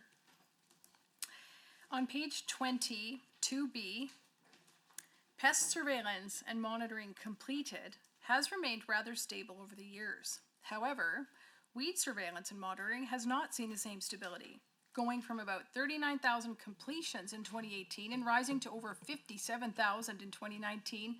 It dropped off a bit to 47,000 in 2021, but rose to a record high of over 75,000 in 2022. Can the minister first explain how these metrics are being completed, specifically the definition of completed as it relates to weed surveillance and monitoring, and the changing numbers for weed surveillance and monitoring? And maybe you could talk about drones in there a little bit too. I might be able to throw that in there, I guess. I will comment that those metrics that you're relating to right now, that you've cited, are the number of pest and weed monitoring surveys completed by our agricultural fieldmen across the province, and really want to thank them for the quality of the work that they do assisting in this area. We have great fieldmen, and I'm very happy to represent them as the minister for the hard work that they do. Now, as well, AGI conducts in-house weed and pest monitoring surveys as well to fill in any gaps across the province that aren't addressed by our fieldmen. This is in addition to the survey metrics that you have cited. This work is a part of ongoing operational budget of the Crop Assurance and Rural Programming Branch, and is actually reflected in 4.2 on page 44, if you want to break that down. So the crop health and assurance focuses on monitoring, surveillance, and risk mitigation in Alberta's crop industries, and develops regulations and response policies for Alberta's crop, bee and honey industries. Now, the management of crop diversification, and that kind of breaks that down on how they're maintaining and doing that. Of course, the ministry's weed and pest monitoring surveys have been reported as well annually through the Prairie Pest Monitoring Network and the Prairie Weed Monitoring Network. These were established in 1997 as a joint monitoring network between the governments of Alberta, Saskatchewan, Manitoba, and Agriculture and Agri-Food Canada.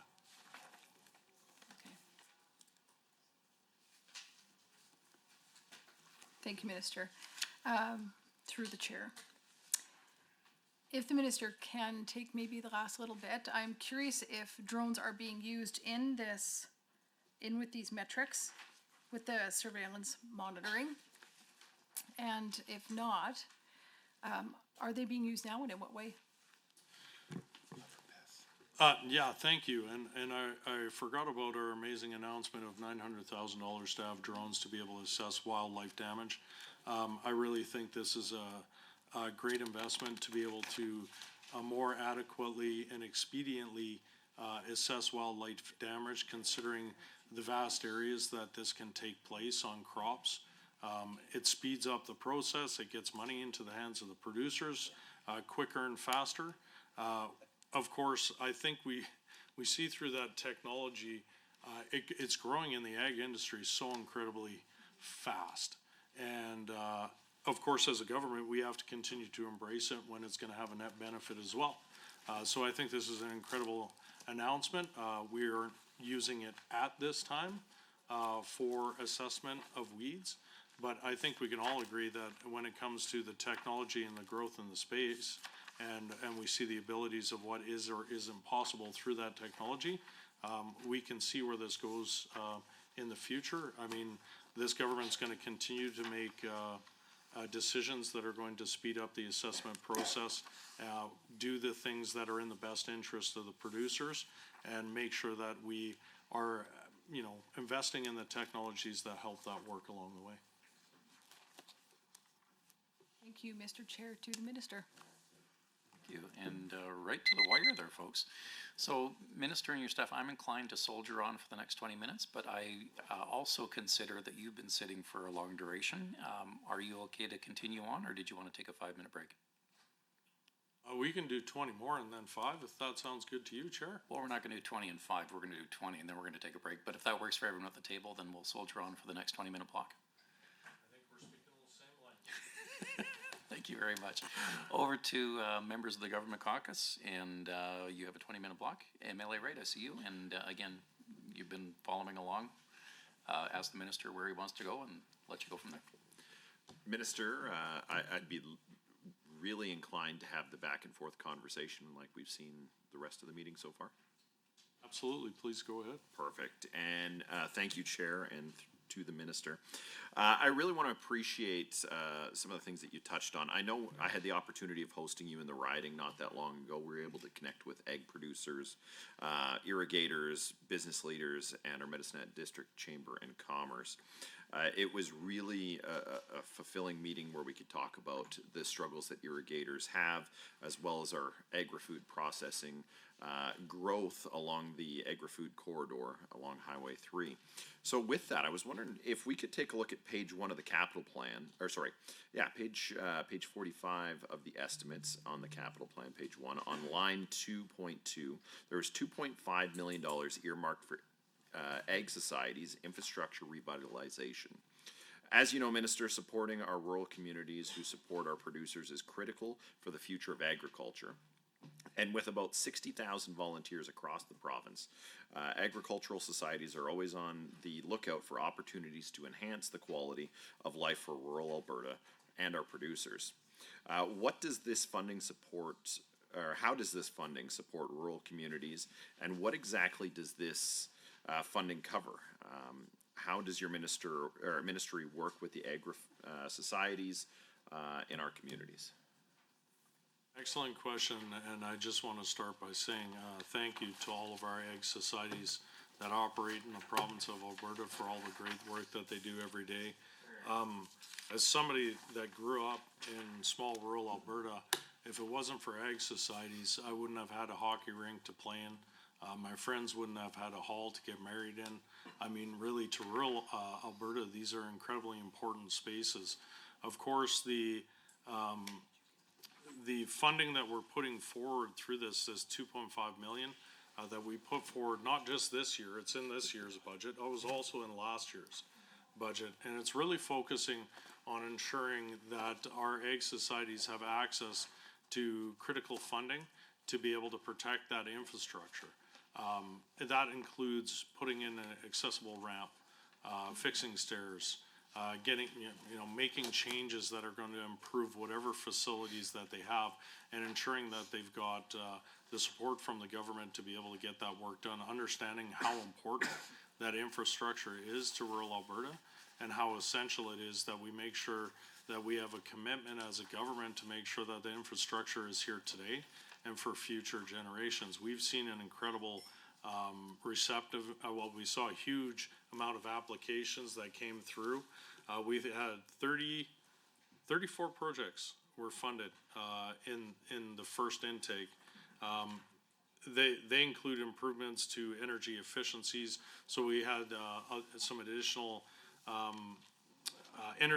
there was, wow, maybe I should have taken that break for 5 minutes. I'm stumbling over my own words.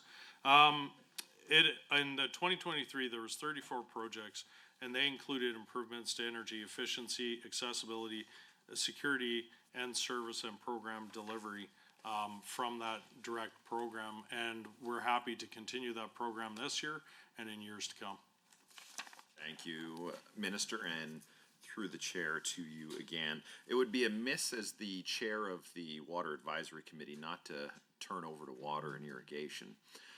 So on page 1 of the capital plan lists $8.8 million in funding specifically for Southern Alberta irrigation projects. As a MLA representative for the South, what specific projects did this funding go towards? And realizing the importance of irrigation in Southern Alberta's agricultural sector, can the minister tell me about the feedback he's receiving from ag producers and farmers about this investment for irrigation? So, sorry, I'm just getting those, making sure I have the right line items in front of me. So, of course, irrigated agriculture is extremely successful, as I've previously stated, and very important to Alberta. About 1.5 million irrigated acres represents more than 80% of Canada's total irrigated croplands. The money that you're talking about is exactly what our focus is going to continue to be on, is growing our irrigation districts, understanding the impact. I mean, as I mentioned, 28% of Alberta's agricultural GDP is generated around irrigation districts. Now, this money is going to continue to go a long way to ensuring the strength of those irrigation districts and money they need to be able to continue to support the work that they do. Okay, thank you, Minister, and through the chair. When we take a look at the capital plan on page 1 of the capital plan, there's $53.7 million in estimated dollars for irrigation projects. And I know we kind of touched base on a few of those in the South, and I know our colleagues across the room here have also brought some pieces up. But when we take a look at the funding in areas in this area projected to reach $79.1 million by 2027, what's the reason for this sharp of an increase comparative to our starting point of 53.7? This was the original design. We knew as we continued to make the announcement, it was going to take a little bit for our irrigation districts, the 9 that signed on to this, to get their feet underneath them and understanding that, as I've previously answered, there was a few supply chain issues. We always understood that once they get their feet underneath them and once these projects start to move along, that we have to ramp up that money. And because as they continue, they will accelerate, and the money being able to be put out to support those projects is going to have to match that from the government. So as we continue to work with our irrigation districts and we see those projects continue to be completed and ongoing, they will you're going to see year over year increases until all of that allocation over that 7 years that this was intended to take place, the duration, it will continue to climb. Funding within the same approved amount is not what we actually designed it for. It was just a block every single year that is equivalent. We knew we were going to have to accelerate the payments as we saw more and more of that work continue every year and continue to come online. Thank you, Minister. If we could jump over to food and bioprocessing, I'm looking at page 45 of the estimates, line 3.3. It shows a $2 million increase in funding for food and bioprocessing for 2023-2024. What does this increase in funding cover? And how does this support Alberta's commitment to developing value-added food or agri-food processing business? Well, this gives me a great segue to talk about our agri-food incubator that operates in Leduc, because they are going to be getting a portion of this. Of course, we are in a year 2 of a 3-year agreement to acquire new state-of-the-art processing equipment. Of course, this equipment supports the food and bioprocessing services that AGI offers. The equipment focuses on growing crop fiber, bioplastic industries, and plant fractionation sectors. The project is jointly funded by AGI, Alberta Innovates, and Prairies Can. Of course, the equipment purchased will be placed in the pilot plants of the Food Processing Development Center and the Bioprocessing Innovation Center. This equipment will be used by the food and bioprocessing industry to assist in diversifying our economy. $828,000 will be spent by the biomaterials program. $512,000 will be spent for the value-added fractionation program, and $910,000 will be spent on the plant protein fractionation program. And like I said, these investments are going to go a long way to continuing to advance us in the value-add and agri-processing sectors. This is really where we're seeing a huge amount of potential for growth in the province of Alberta as we continue to see emerging industries like plant proteins, which also offers and creates a additional and valuable crop rotation and for farmers that decide they want to start growing peas, lentils, naturally building nitrogen in the soil, decreasing what they have to lay next year. There's a lot of opportunities here. So we're really trying to focus on that continued investment in these areas as we continue to see both emerging markets and working with our agri-processors and bioprocessors here in the province. Well, thank you very much, Minister. And Mr. Chair, I'm going to cede the remainder of my time to my colleague from Chestermere Strathmore. Let's proceed, and as per your previous colleague, just ask the minister how he wants to run with your questions. Thank you, Chair, and thank you to the Minister. Are you okay if we continue on with the dialogue? Absolutely. Thank you, and I apologize for my raspy voice. I hope the mic is able to pick up my voice and you're able to hear me all right. I have the honor of serving as MLA for Chestermere Strathmore, which, as you know, is home to one of Alberta's irrigation districts, that is the Western Irrigation District. And so a few of my questions today will be focused on irrigation, which I know we've spoken a lot about today already. It's a topic that interests me a lot, not just because I'm a farm kid, but also because it's so important to the many farmers that call Chestermere Strathmore home. And on the topic of water management, under Key Objective 2.1, under Outcome 2 of your ministry's business plan, it states that one of your ministry's key objectives is to manage government-owned and operated water infrastructure. So I'm wondering if you can highlight some items in the budget that will support that work. Yeah, definitely. As you can imagine, with a lot of the stressors that have happened in the province over the past couple of years, there definitely is within this budget a extreme focus on water and understanding its importance. So under that key objective, as you mentioned, the water infrastructure allocation and security, we've seen, of course, we have projects funded, 35.2 million in 24-25 of total funding. We have Springbank water storage operations, First Nations payments as well, desilting and removing vegetation from canals. That's also a very important part. of maintaining what we have. I mean, this gets built up over time. We have to continue to support our irrigation districts, understanding that their infrastructure requires regular maintenance year over year. We have 5.5 million in the business plan for routine maintenance, operations, inspections, monitoring and maintenance, key to get most of the, make sure we're getting the most out of our operating within the capacity of what the infrastructure that we already have.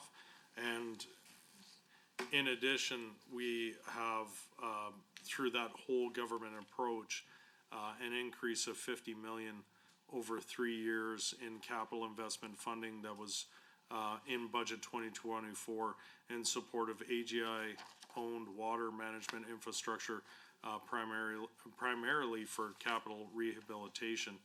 40 million of the additional funding is earmarked for the delivery of the Dixon Dam capacity enhancement project, excuse me.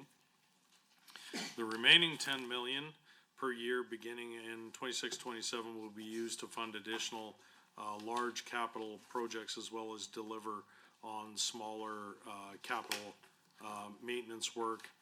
The critical rehabilitation projects that could be included in this, the McGregor Reservoir Shoreline Erosion Program and the Paddle River Dam capacity upgrades to pass the probable maximum flood PMF, roughly about 10 million there. Through the chair to the minister for your answer. I see on page 45 of the estimates that $1 million is located under line 6 for water management, and I also see on page 1 of the capital plan that this million is estimated for a water management feasibility study, and I believe you may have touched on this a bit earlier, but I have a few questions about that study. I'm wondering, what exactly is going to be funded through this $1 million, and what is the purpose of these studies? Why is it needed, and what's the scope? And how will these studies help our government to support producers through dry years? And perhaps you can touch on how far along are the current feasibility studies? And one last question, and I don't mind repeating it again afterwards in case I've just listed a few too many questions here, but the funding target for both 2025-26 and 2026-27 were $2 million for that study. So what's the reason for that projected difference? Well, very happy to discuss, when we talk about where we need to go as a province, these feasibility studies are very important to be able to get that done. We're always looking, and we have to be focused on always looking at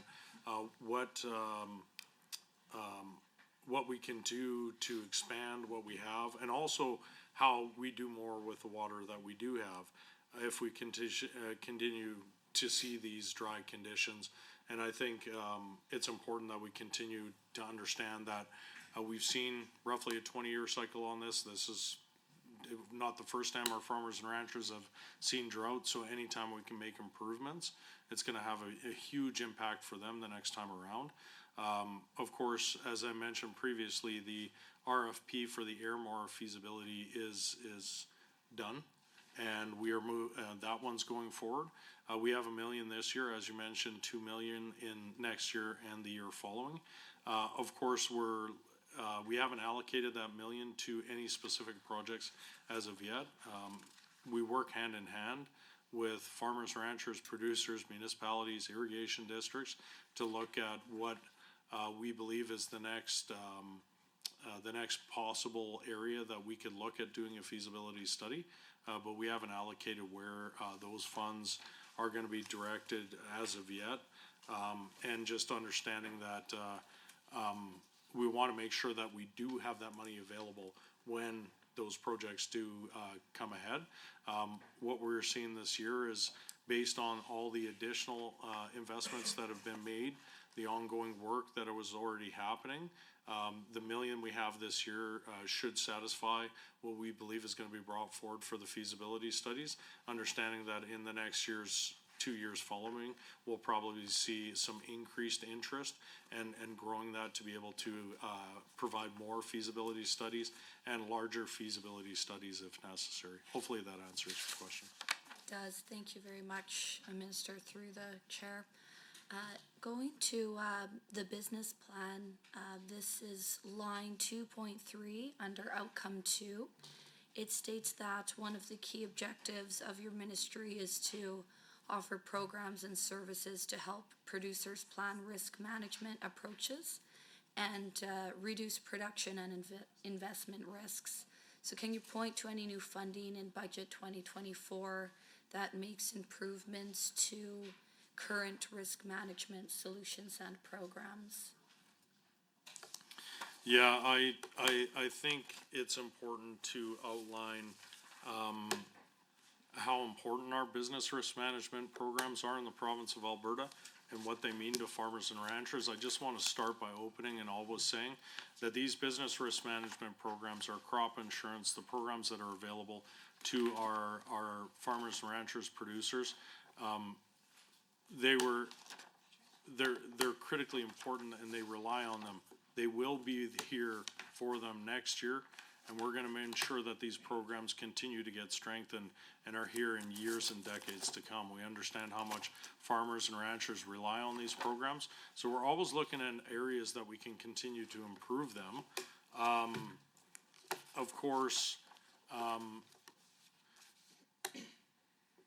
Of course, when we're looking at maybe some of the highlights of those improvements of the business risk management programs, I can talk about MDI.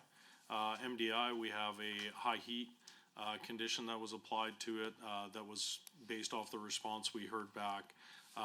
We actually moved from to monthly payments to get our money in the hands of our producers quicker and faster. We've looked at the fact that agri stability, agri stability, we've heard back that there's some improvements that can be made there. With just over 6,000 Alberta producers that participate in the program, there was 110 million benefit to the industry. And of course, that's a cost share program, 60/40 through the Government of Canada and Alberta. So it provides us a great opportunity to be able to leverage some of those funds. So we're always looking to continue to try to find ways, and seeing as how the time's going to run out here, I might have to. Thank you for that, members. I got a quick fun fact, though, taking a lead from Speaker Cooper. So, believe it or not, the very first Ag Society was put in place by Speaker Kowalski. He's the one that actually spooled it up. And the thought back then in the day was to try to bridge the urban and rural divide. And you'll never guess where the very first one was. That's right in God's country, Rich Valley. So there's your fun fact moment. We'll see you in 5 minutes after the break.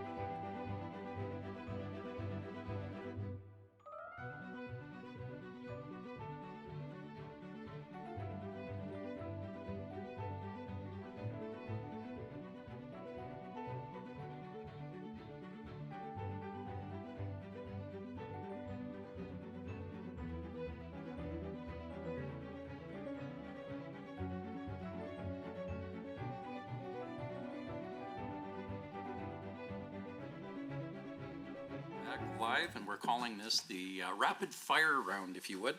The first block of the 10-minute time goes to the members of the loyal opposition. And again, same as last time, you can ask for permission to go back and forth. Both parties have to agree to that. And in this section, there is no ceding of time, so use it or lose it. With that, Millie Sweet, the chair recognizes you. You get the nod. I would hate to eat up any more of your time. Thank you. Back and forth, Minister? I don't think I should change it now. Absolutely. I was like, just because we're going into insurance next. Yeah, so I did want to have a quick little chat about AFSC and sort of the upcoming season, and also a little rumor that I heard that I was curious about, and I don't know if you were going to be able to answer it. But first thing is, if you could maybe walk us through the pilot project with Alberta Beef and looking at the review of the BRM programs, agri stability, and sort of what the pilot project's goal is, I guess. Absolutely. I'm really glad you brought this up. You know, starting back when I first became minister, when I had the chance to go to federal, provincial, territorial meetings down in New Brunswick, it was pretty clear at that time, and it's been pretty clear for a while, that we were hearing back from a lot of either our combined farmers that are doing both beef and crop, or beef only, that they didn't feel that there was a business risk management program that really fit what they were seeing in the industry. So of course we continued to have conversations with producers here. We advocated on a federal level to see if they would consider having and opening discussions to be able to see if we can make improvements within the agri-stability program that would better reflect the needs and the balances of those confined farming operations that we're seeing.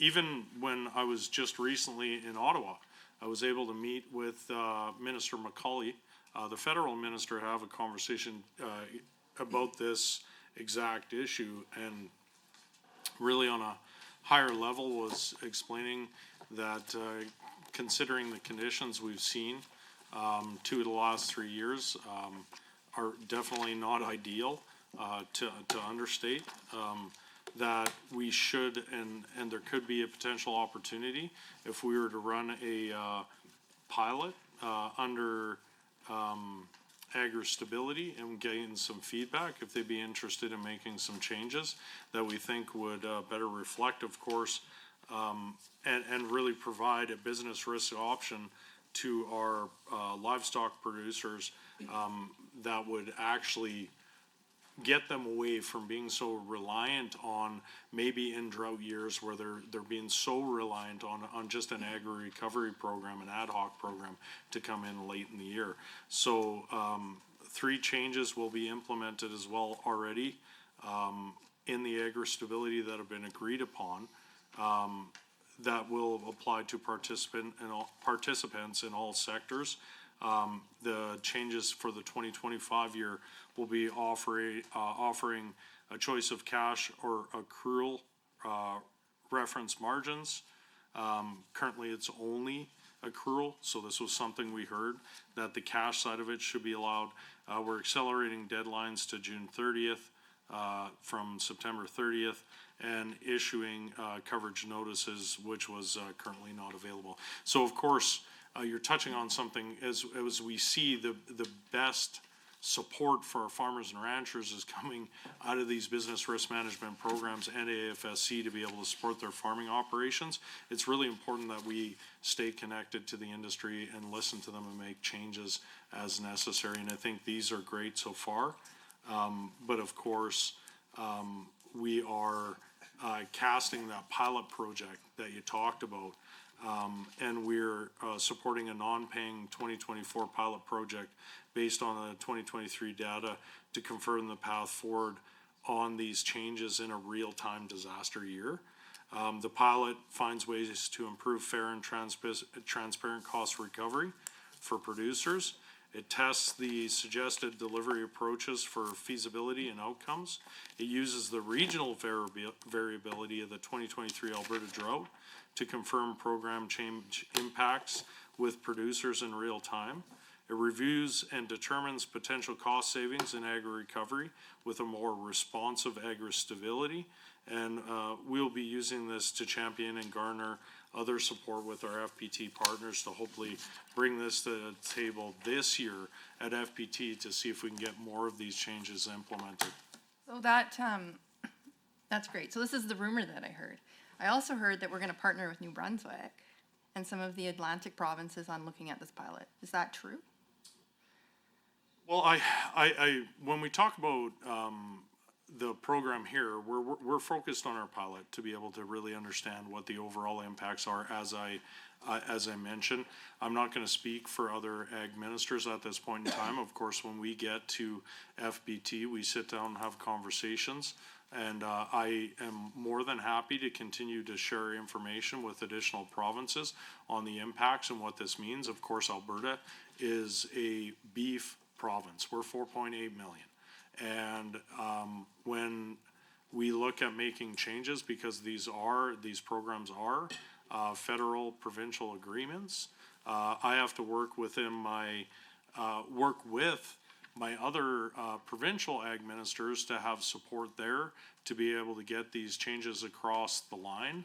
And of course, we have to have a cooperation with the federal government as well. I would say that as the provincial ag ministers, we've had a lot of support from ag ministers about looking at the potential changes that could be actualized through agri-stability. And I look forward to being at FPT. We've seen ag ministers, Ontario, Saskatchewan, be supportive of continued improvements. And I look forward to those discussions and trying to get the feds to see if they'll agree with their provincial counterparts on maybe improving some of these business risk management programs. So it's a stay tuned until after the next FPT, and we'll see what New Brunswick says. I would like to move on to estimate line 1.1, Farmer and Property Rights Advocate, because we're running out of time. So it shows a small increase of 1.072 million to 1.142 million. The Farmers Advocate Office is a resource for farmers and ranchers who are affected by energy and utility developments. The UCP has said that they plan to take an agriculture first approach to renewable energy, but there's no doubt that some farmers and rural municipalities have benefited from renewable energy development, the ones that have wanted it on their land. Do you not foresee an increase in the use of the Farmer and Property Rights Advocate? Will the Farmers and Property Rights Advocate stand up for producers that want this development even though there's an ag first approach by the government? And will producers be compensated for the loss of their surface rights? And is this government seriously going to tell producers what they should do with their surface rights? Well, of course, to answer your first question, I think the Farmers and Property Rights Advocate Office, of course, will continue to do their primary function, which is to advocate on behalf of these services for farmers and property owners across Alberta. Of course, they're going to be there. We're going to continue to support this year in the budget for them. They've got 0.9 million in staffing, 0.1 million grant funding for the Farm Implement Board. We have support for the frontline services for farmers and property owners across Alberta. Provide supports for farmers and ranchers, including, as you mentioned, advocacy, energy, utility, and surface rights, and rural dispute resolution. But trying to link it to the fact that it's taking away property rights, we've always had to have an appropriate regulatory structure in place when it comes to anything we're doing for responsible development in this province. And it's actually incredibly important that we move forward with an ag first approach. I've heard people argue that, oh, well, this development of renewables would only account to maybe 1%, maybe 2% of the ag land in Alberta. But when you look at the fact that the global food demand is going to increase by 54%, as noted in just the next few decades, and we're only one of 5 net exporting countries in the world of food, I would say that's a massive number. And that would be 1% to 2%. To me, is why we're doing this approach. And I don't think I think this is a reasonable step forward to say that we can move with an ag-first approach and understand this isn't an either or, this is an and. This is agriculture and the possibility of renewables. I think this is balanced to say that we can do both. And I think what we'll see is through that partnership and an appropriate reclamation strategy, we'll see the possibility for the renewables sector to continue to grow and strengthen in a reasonable manner and to be able to coexist at a time where the world needs Alberta's agriculture and the world needs food. And when I just want to say that 1 to 2% is concerning, it would mean that less food for the globe, people would not be able to eat. And taking it right to the wire, good questions, good answers. MLA Johnson, I see you, and we're in the 10-minute rapid fire round. So again, same thing, can't cede time. And also just ask the minister, you both have to agree how this works in this section, whether it's combined or Sure, back and time, forth. Mr. Chair, if the minister's willing. Minister, Absolutely. here we go. Great, thank you, Mr. Chair, and to the minister. Since we're talking about beef, let's keep going. On March 11th, 2024, the United States Department of Agriculture, the USDA, under the Biden administration, announced a final rule on conditions for when voluntary product of USA or made in USA labels may be used, stating that they will be allowed for meat, poultry, and egg products only when they are derived from animals born, raised, slaughtered, and processed in the United States. There is great concern that this may cause great disruption to the North American meat and livestock supply chains. The Canadian Cattle Association released a statement calling this new rule the most onerous standard in the world. And Nathan Finney, CCA president, stated that they are very concerned that the rule will lead to discrimination against live cattle imports and undermine the beneficial integration of the North American supply chain. In the fiscal plan, page 35, it states that the livestock sector is already grappling with challenges. Many conditions, including reduced water supplies, poor pasture conditions, and lower feedstocks, amongst others, are putting the pinch on our beef producers and are expected to dampen live cattle exports in 2024. Considering Alberta is Canada's largest beef producer at 44% of our nation's exports, what is the minister doing to ensure the success of our cattle industry and to work with our international partners to reduce trade barriers and allow our farmers to continue to feed the world with our quality beef? Of course, last year at Tri-National, I'll state that I had the opportunity, now our Tri-National meetings, just to be clear, are the meetings in which we meet with Canada, US, and Mexico to have discussions such as this. I partnered up with multiple other provinces that said we didn't believe that this was in the best interest of the beef industry as a whole. And I mean that in saying that I don't think it's good on either side of the border. And that's the format for us as ag ministers, and that's really where we do that advocacy piece. We did express that to our US counterparts. Of course, I'm disappointed in the recent decision that was made to go. And I don't want to say this as downplaying it, but this is voluntary. The previous, this is only voluntary. And you also stated that it's very onerous. The structure of this is massively onerous.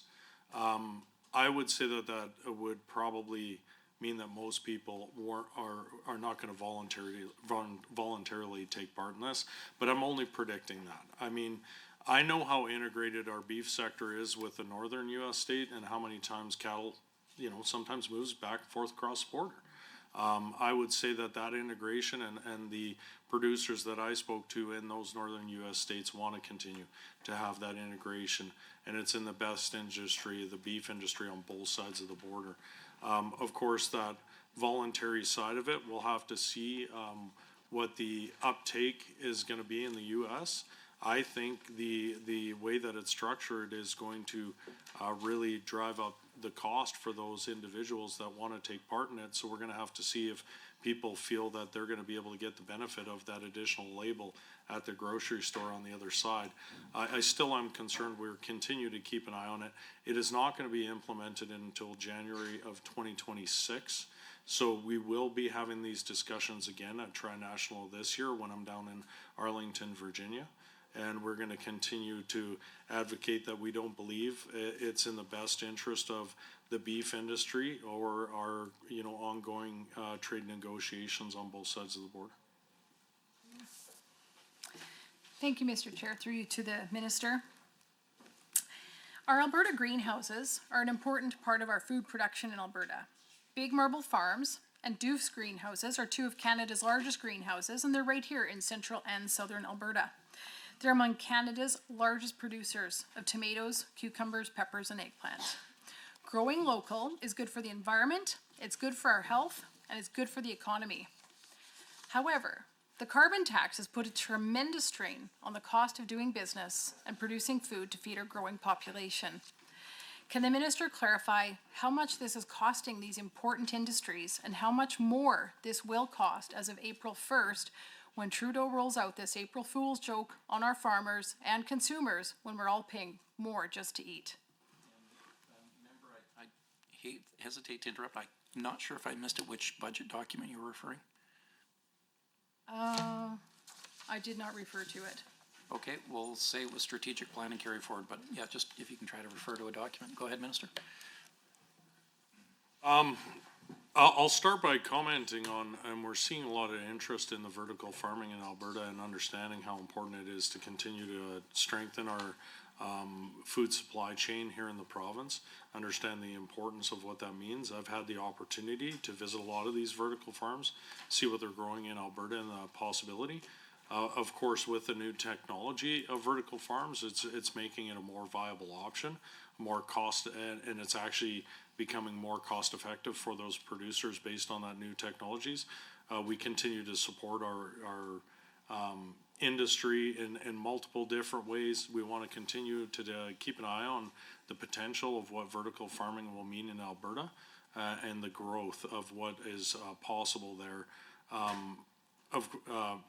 From 2019-23, AGI investment attraction generated the following related to the vertical farming alone. We saw 192 million in investment and 376 jobs. We're currently looking at an additional 15 investment leads with over 441 now million in potential investments and over 1,000 jobs. So we understand the potential in the space, and we're going to continue to keep an eye on it and what we can do to continue to make sure that we continue to see that level of investment continue to land here. And a lot of that is going to be ensuring that we continue to be the lowest tax jurisdiction possible, which is a great lead into the carbon tax. Yes, you're right. The impact on farmers and ranchers, I've been very clear. When you consider from a bin to a truck and a truck to a tractor and a tractor around a field and then a sprayer around the field and a combine around the field, back to a truck and back to a bin and then through grain dryer and back to another truck, and I can go on and on and on. There is so many layers of the carbon tax on our food right now. We've seen the direct correlation of every time the carbon tax is increased, that gets passed on right to our consumers in the grocery store. I can only say that when you looked at some of our supply managed agricultural products like butter or milk, you will see it directly reflected when it goes up. It's a very good indicator of the impact. The increases have been ongoing, consistent. It's continuing to hinder our agricultural industry. And I'll actually argue this. The biggest issue that I continue to hear from our farmers and ranchers is they have to be competitive on a global stage. Their commodity prices are based on a global market. They don't get to just crank up the price of canola and wheat based on what they're seeing for an influx of cost to produce. Every time the carbon tax goes up, it makes our farmers less profitable, full stop. When they're less profitable, they can't invest in new innovations, new technologies. They can't move towards a more sustainable farming practices that they want to. They're being regulated to a point now where they can barely afford to continue to operate in the manner that they are. So yes, I'm deeply concerned. I don't think this is in the best interest of our farmers and ranchers. And I really hope there's a reconsideration to the continual crank up. And overall, I would like to see the carbon tax removed completely from anything agricultural related. Hopefully one day from this country as a whole, period. Thank you, Mr. Chair, through you to the minister. On page 21 of the ministerial business plan, can the minister explain what primary agriculture is under expenses and the approximate 40% increase from 23-24 to 24-25? The Primary Agriculture Division works to increase the competitiveness and resilience of Alberta's producers by supporting innovation, improvements in agricultural practices, and technology integration. Division programs are designed to encourage agricultural potential and to enable industry resiliency in the face of challenges, adverse weather, and disease events. And of course, I have much more details here, but we have 22.3 million increase from 23-24 as a part of the 7-year plan. And with that, we're over to the government caucus time. MLA Sear? Thank you, Minister, and through the chair to you, Minister, would you be willing to do back and forth, sir? Yes, please go ahead. All right, thank you for that. Minister, I would like to thank you, sir. You actually had announced a grant in my constituency to the Cold Lake Agricultural Society of $100,000 through the ACERP program. And I know that we're very thankful for that. It shows that the ministry is really getting that money out to rural and helping us really maintain these important agricultural societies like you've been talking about for the last little while. I also had put in there that I would love to have you come up to my constituency one day to come up and see some of my agricultural societies as well, sir. What I will say, though, while talking with one of my board members, Dean Dubé, this is underneath key objective 1.2. What happens here is that he brought up a real concern, sir. One of those concerns is that they're putting about $6,000 to $7,000 a month right now into utilities. And this is a crushing amount for any one of our ag societies. Now, I recognize that, again, when it comes to our ag societies, they've been around, and this one specifically for 76 years. It's quite an achievement that this ag society's been able to get through.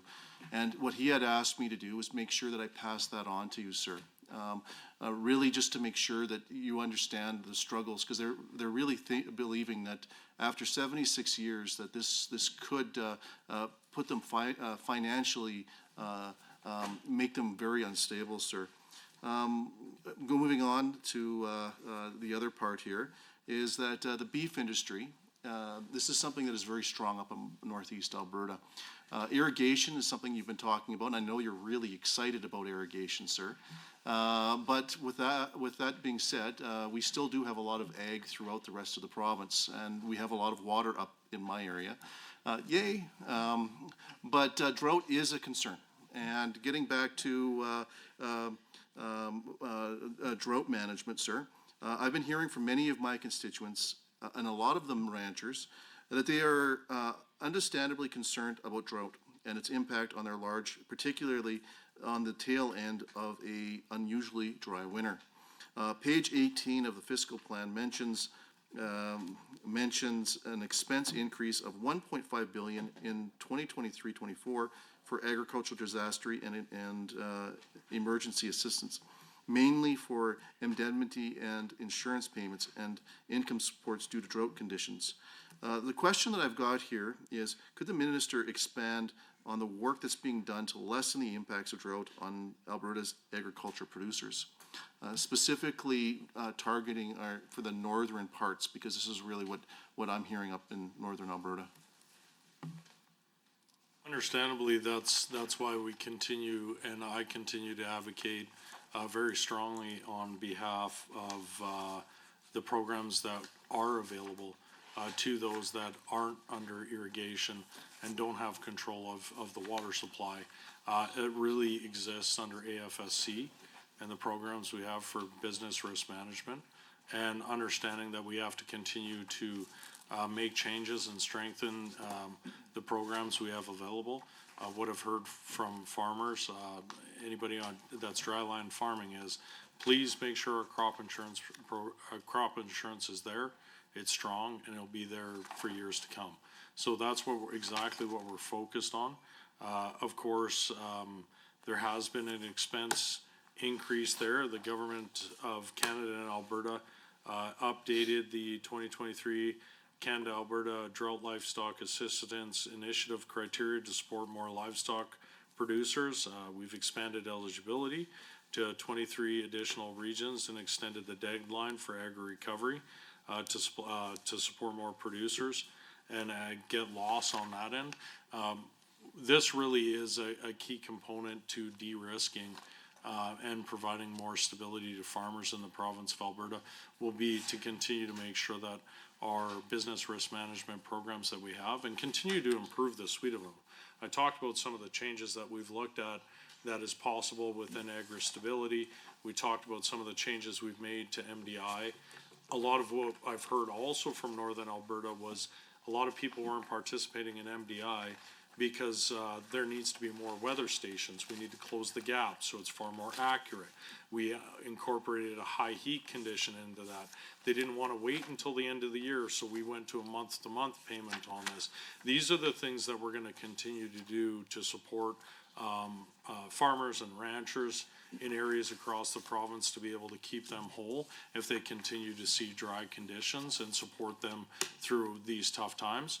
We don't know what this year is going to be yet. We don't.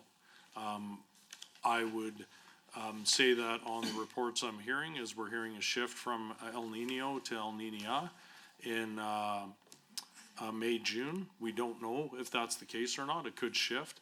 Hopefully we catch the rain when we need the rain.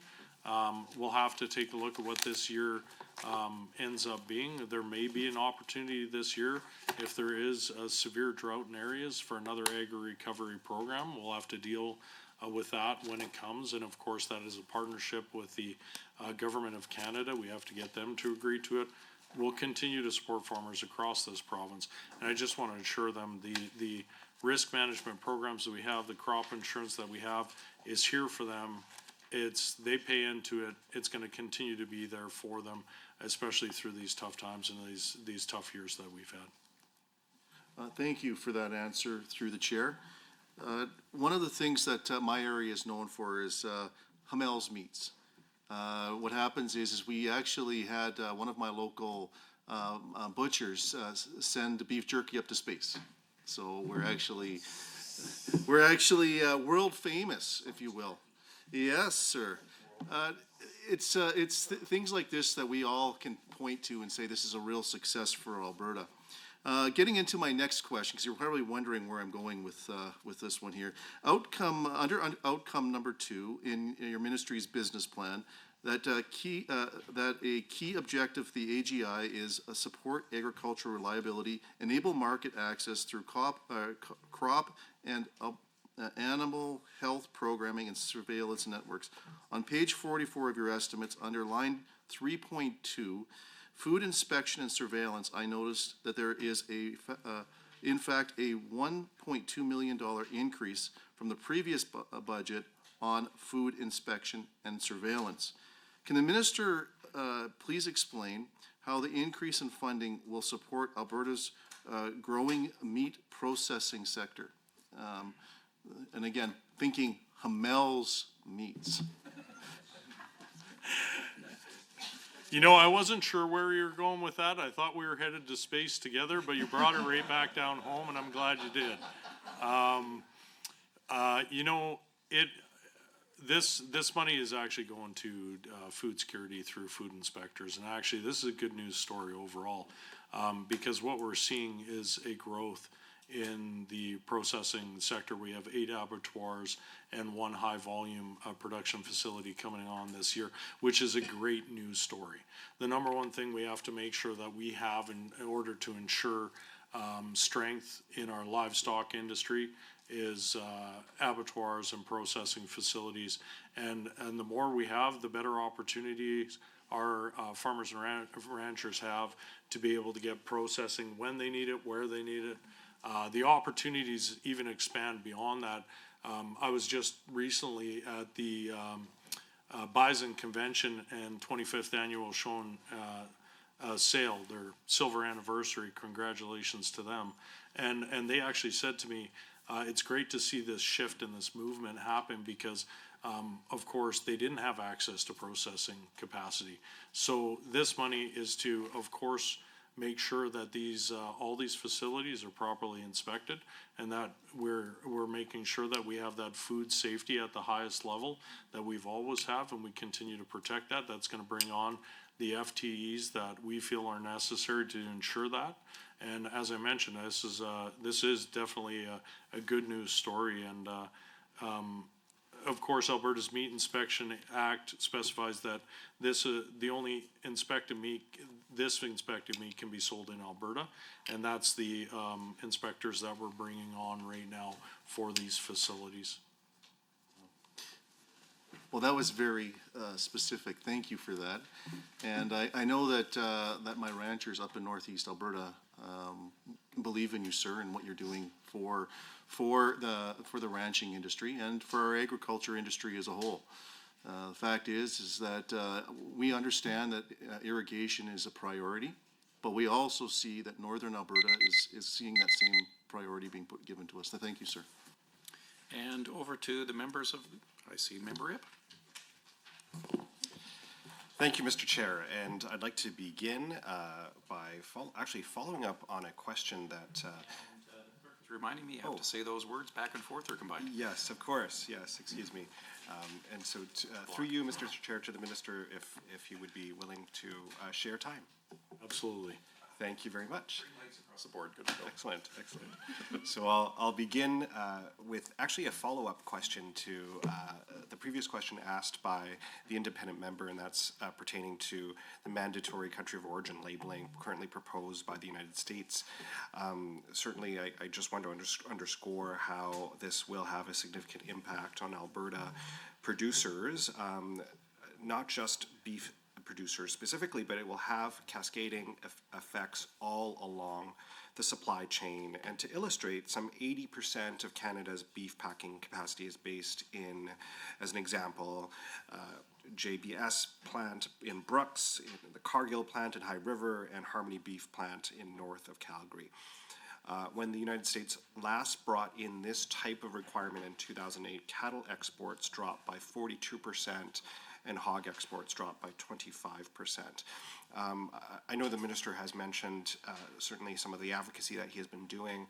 Trade, of course, is multi-jurisdictional, and so to you, through you, Mr. Chair, to the Minister, is this government working collaboratively with federal counterparts and able to sort of put aside differences to continue to advocate for the interests of Alberta, and what is the government doing on that front?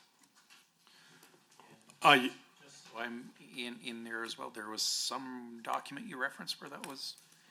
Yes, it specifically pertains to key objective 1.2 and relates to line 3.4 of page 44 of the estimates. I appreciate it. I thought that's what you said, but my left ear is a little off, so thank you for that. Thank you. Yes, definitely. I've had conversations with Minister McCulley. We've both expressed our deep concern. I do have to correct you in saying this is not mandatory. This is not mandatory country of origin labeling. This is a product of USA labeling program that they're doing, and it's different slightly to what you're saying, and it's only voluntary too as well. Like, their producers in the U.S. aren't forced to take part in this, and it is voluntary alone. And understandably, it's a deep concern. You're right. There could be an impact. We don't know what that is. I've expressed my deep concern. We're working with our federal counterparts in Ottawa. Minister McCulley has expressed concern as well. We want to make sure that we continue to strengthen our agricultural industry as a whole. And I've really been clear in saying that when we continue to take down some of the barriers, it gets stronger on both sides of the border. And also with that, it makes it more affordable for people on both sides of the border. And we've been clear of that. We were at Tri-National. We met, we advocated against this. They've made a decision to go to voluntary. We're gonna have to keep an eye on it. It doesn't take place or get implemented until January of 2026. Hopefully, we can continue to get them to reconsider.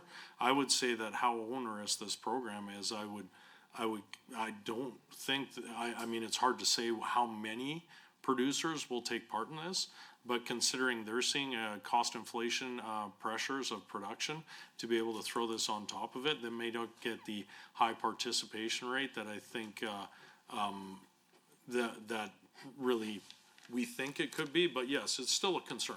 And I want to say that even what we're doing here in Alberta with our pilot project in Lloydminster and the great success that we're seeing there shows how when you really start to work together as an ag industry and start understanding that we need to, our borders are just that, and we need to get rid of them and really start working together as a country, collectively together, it benefits both sides. So I'll continue to advocate, but yes, we are working both with our provincial counterparts and our federal counterparts to push back on this voluntary product of USA labeling program.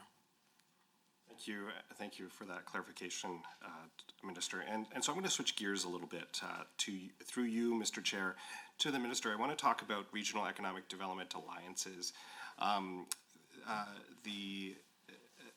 There has been a signal that the government intends to change the partnership with REITAs. And let me just underscore that REITAs are an incredibly important organization in regional economic development, particularly in rural Alberta. And as an example, South Grow was able to leverage a $300,000 investment from the government of Alberta into a $4.5 million capital project to build charging stations, as a specific example. So I'd just like to ask, as this pertains directly to outcome one of the business plan, how will the change in partnership potentially impact economic development, particularly in parts of rural Alberta? Well, I mean, of course, as you can imagine, REITAs aren't under my department. That's under Jobs, Economy and Trade. What I can tell you about is how we continue to augment the amazing work that's happening in rural Alberta through our Economic Development and Rural Alberta Plan, which is where we're focusing as a department right now. Of course, we've set out a 5-year commitment to guide rural economic growth in Alberta, with a focus on innovation, diversification, and sustainable long-term economic development. We have $4.6 million allocated in fiscal years 23-24 to implement this economic development and rural Alberta plan. We have up to $3 million to support economic development capacity building in rural communities via our Small Communities Opportunities Program. $700,000 to support economic development capacity building grants for rural entrepreneurship support, mentoring, coaching, business development, Indigenous women's entrepreneurs, and much more. And $900,000 to support regional economic development projects. Of course, the year one progress report is underway for this EDRAP program, and I'm actually looking to release it in spring of this year to see the impacts of that. So if you do get an opportunity to sit on estimates with Minister Jones on jobs, economy, and trade, you can more than happy. I'm sure he'd be able to answer your questions on the REITAs and the changes there. Thank you very much. We didn't actually quite get to that question, so I was hoping to get it through here, but thank you for that clarification. I want to then proceed to value-added agricultural products in referencing 1C on page 19 of the business plan. outcome and staying within outcome one of the business plan as well. Through you, Mr. Chair, Minister, you had mentioned the importance of value-added agricultural products. I just want to highlight two significant industries that has tremendous potential in Alberta. One of them is organic foods, and the demand for organic foods continues to increase. In fact, according to the University of Alberta, sales of organic food in 2017 totaled $5.4 billion, and in Alberta, 74% of consumers make weekly purchases of organic food. And yet it only accounts for 1% of the province's total food production. My question is this on the government's radar, and are we currently, even through the specific line items that's listed, have programs that can support the organic industry? Yeah, I'm gonna try to rattle this off because I got a minute 25, and it's such an exciting area to be able to talk about, but definitely through our department. We have our Agri-Invest team. They do an incredible job supporting industry that's looking to invest, grow, expand in the province. I would advise anybody, if you have not reached out to my department and connected with our Agri-Invest team, and you're looking at investing here in the province, whether it's through organic or any other agricultural value add or agri-processing, any idea, please reach out to them. Our 2019 Agri-Invest and Growth Strategy met all of its targets before the end of March 31st, including 2.1 billion in investments, 332 projects, 4,132 jobs. In 2022, Alberta's total agri-food exports set a record high, 16.2 billion in exports, 55% in value added.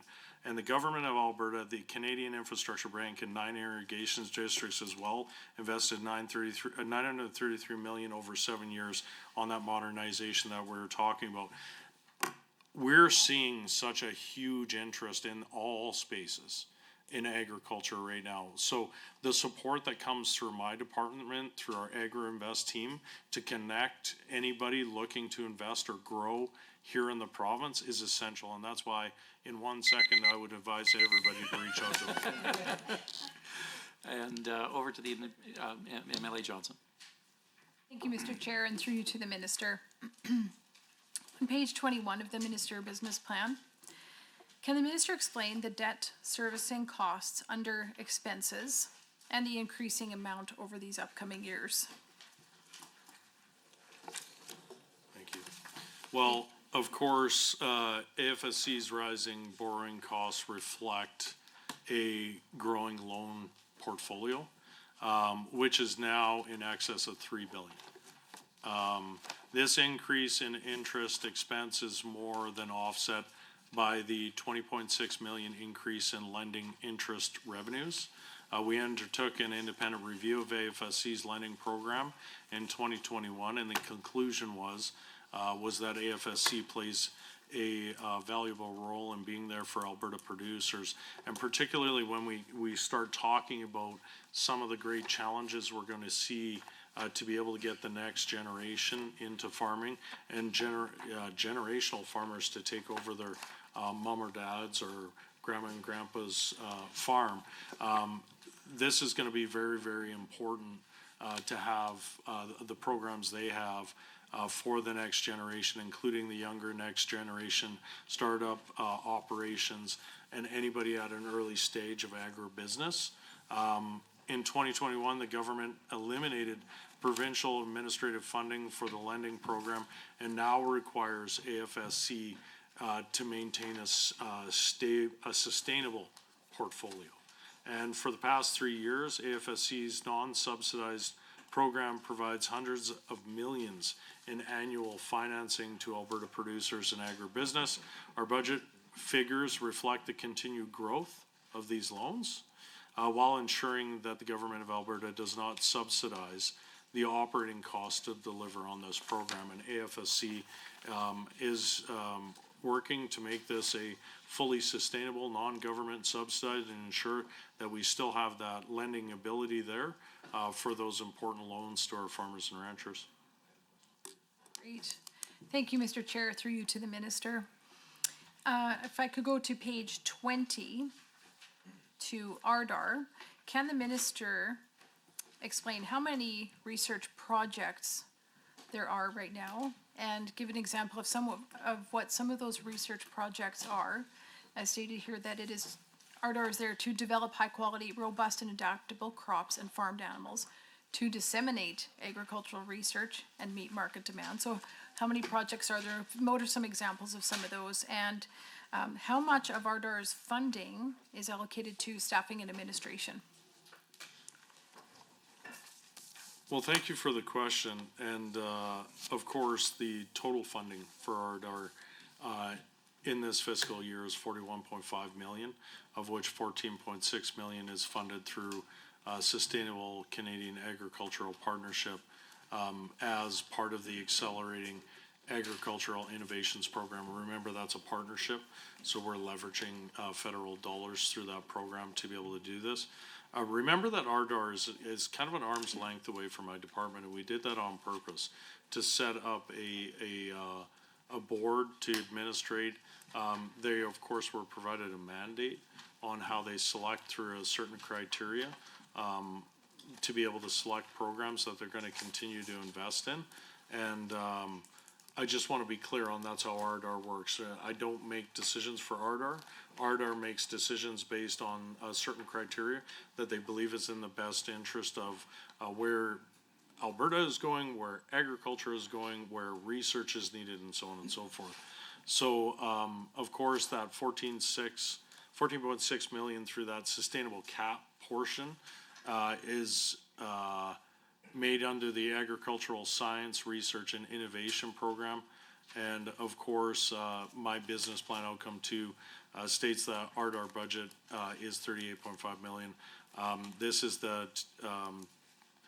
an additional 3 million is provided, in this year until 2026 to maximize research funding leveraged by front-loading sustainable cap dollars without affecting the total sustainable caps sourced funding to Ardar. This is not a net increase in the Ardar 10-year funding agreement that ends on March 31st, 2030. Of course, this budget approved budget 2024 approved a one-time 3.2 million in capital grants to Ardar in support of the Applied Research Association going to our ARAs as well to replace key equipment and infrastructure. And that's the breakdown. I mean, as far as looking at some of those other detailed areas of specific projects, I think it would be better to reach out to Ardar themselves to be able to have a conversation to them. Like I said, this department's trying to stay a little arm's length away and allow, with a specific mandate, the professionals in that space to be able to make those decisions. I just don't believe that government should be picking winners and losers. We should have a board set up to make appropriate decisions that they feel is going to be the best interest to grow our ag sector through research and innovation. Great. Thank you, Mr. Chair, through you to the minister. And I just want to say thank you to your staff for coming this evening. Is it this evening already? It's pretty close. Pretty close. And for taking the time to share this information, all these answers with us. And I'm going to pass at this point. Okay, and with that, we would go to the government caucus. MLA Stefan, I recognize you. Thank you, Mr. Chair, and through you, Mr. Chair, just wondering if the minister would be okay with back and forth on the questions. Absolutely, please go ahead. No Good, I'm frowning gonna faces. speak into this mic. It's a little better. Minister, or to the chair, through the chair to the minister, I want to turn to page 21 in the business plan. And I want to talk about the insurance expense. We have budgeted $527 million. And I want to kind of, when I look at last year's budget versus forecast, if I kind of look at all the other numbers, fairly close, budgeted with actual. But this $1.9 billion insurance cost, I understand that there were some weather challenges. I'm just wondering, maybe you could share, I mean, we've estimated $527 million for insurance costs. I'd be interested in understanding the analysis that your ministry went through in arriving at the 527. When we saw the 1.9, there's quite a difference there. I understand there's anomalies. I'm kind of curious, was this sort of a complete black swan event that, unprecedented insurance costs? Could you talk about that a little bit, Minister? Yeah, definitely, and it does stand out, of course, and as you can understand that when we take both the forecast and the budgeted, that's based on the historical averages. I mean, really, when it comes down to predicting whether we are or are not going to get rain, or if we are or are not going to see hail or infestation from pests and everything, it's really tough to manage. And of course, what we found is having the historical average there is important, and then understanding that money, that big lump of sum you're seeing, a big portion of that is the indemnity part that farmers and ranchers pay into. And of course, that money comes back over that 25 years to be able to build back that premium pool, and that's what was paid out last year. And that's why our government is now having to look at, our AFSC is working to be able to build back that premium pool, but understand that a large portion, other than a small reinsurance cost, comes back to the government over a longer period of time. We don't forecast for disasters in this area. We do in our contingency, which is where we should be. Through our contingency that's been increased to $2 billion. This year is where we pull for our disaster funding for wildfires and for drought, and that is where that's why our government has increased to $2 billion on that side, understanding that we could see another struggled year.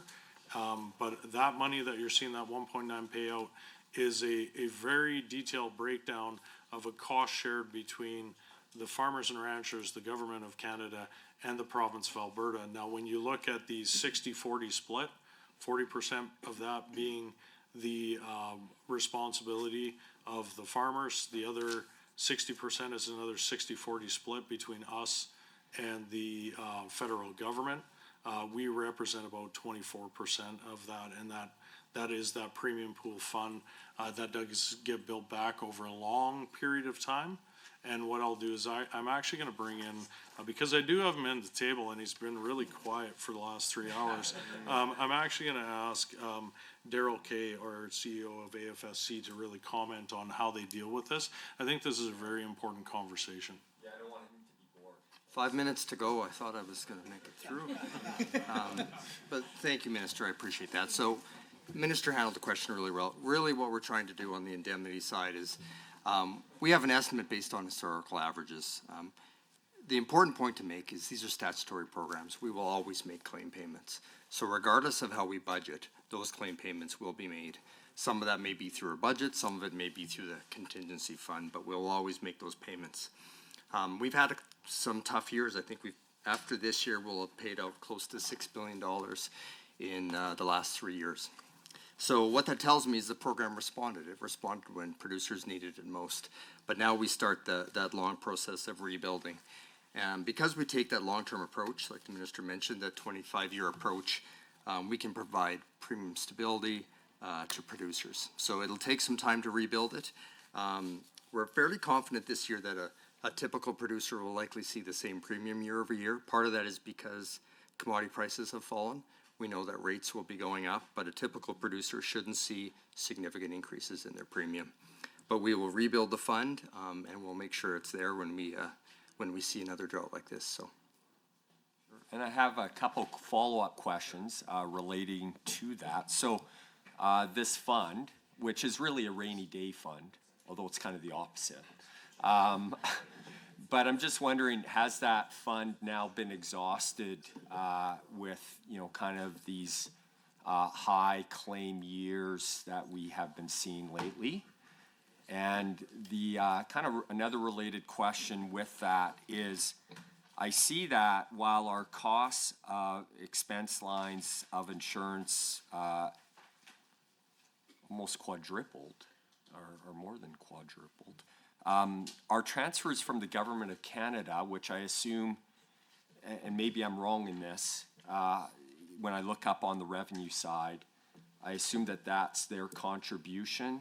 Maybe I'm wrong in terms of insurance, but we have like this huge increase in the expense line and a fairly low contribution from the feds. I don't think we're treated fairly in Alberta. So I'd like to understand with the large insurance cost why their transfers are not proportionate to the expense. I'd like to understand that a little bit too. Well, I'll turn it over. I'll start, and then I'll probably let Daryl kind of augment my comments. But yeah, because of the last 3 years being very severe, that indemnity fund portion was depleted, and then of course we have to go into a period of building back that fund over a long period of time, and we have to take that long-term approach because we can't apply the sheer cost of that all at once to our farmers and ranchers. They wouldn't be able to afford the premiums. That's why we capped. It's always capped between perennial and annual crop insurance as well. So we move into a state of that long-term build back. As far as the transfers that you see coming out of the federal government, that would be the money that we're receiving for their portions of different programs that have been implemented from agri-recovery and so on and so forth. But I'll let Daryl kind of, finish this up.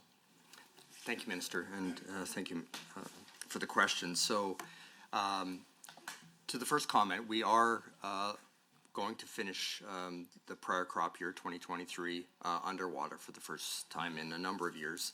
But it has happened before. It happened in 2002, and it happened in 1985. So this isn't necessarily a different circumstance for us. We build up the crop fund over a number of good years, and we typically pay that crop fund out when we see the drought conditions like we have over the last 3 years. So we begin that long process of rebuilding. When we go below the surplus amount, what happens is both the federal government and the provincial government contribute to what we call deficit financing. So both governments will contribute. We will pay every claim that is owed to a producer. I think, again, an important point to make. Even though we've depleted our surplus, that doesn't mean we'll stop making claim payments. So all those claim payments will continue to take place. Your question about the budget, Minister handled well. Both the province and the federal government contribute to our programs, our BRM programs. In the case of insurance, they contribute to the premiums that we pay each year. And the minister talked a bit about that split, the 40% for producers and 36% for the federal government, 24% for the province. I hesitate to interrupt. We have reached the end of our 3 hours. I must advise the committee that the estimates have been considered here. I'd like to remind the committee members we're also scheduled to meet this evening, March 19th, 2024 at 7 p.m. to consider the estimates of the Ministry of Culture and Status of Women. And as per the famous song by Semisonic, the band hailing out of Minnesota, the famous lyric says, you don't have to go home, but you can't stay here. So those that aren't participating in that meeting, please give us time to clean up the room, turn it around. Thank you very much for your candor, and I consider this meeting closed and adjourned. Thank you.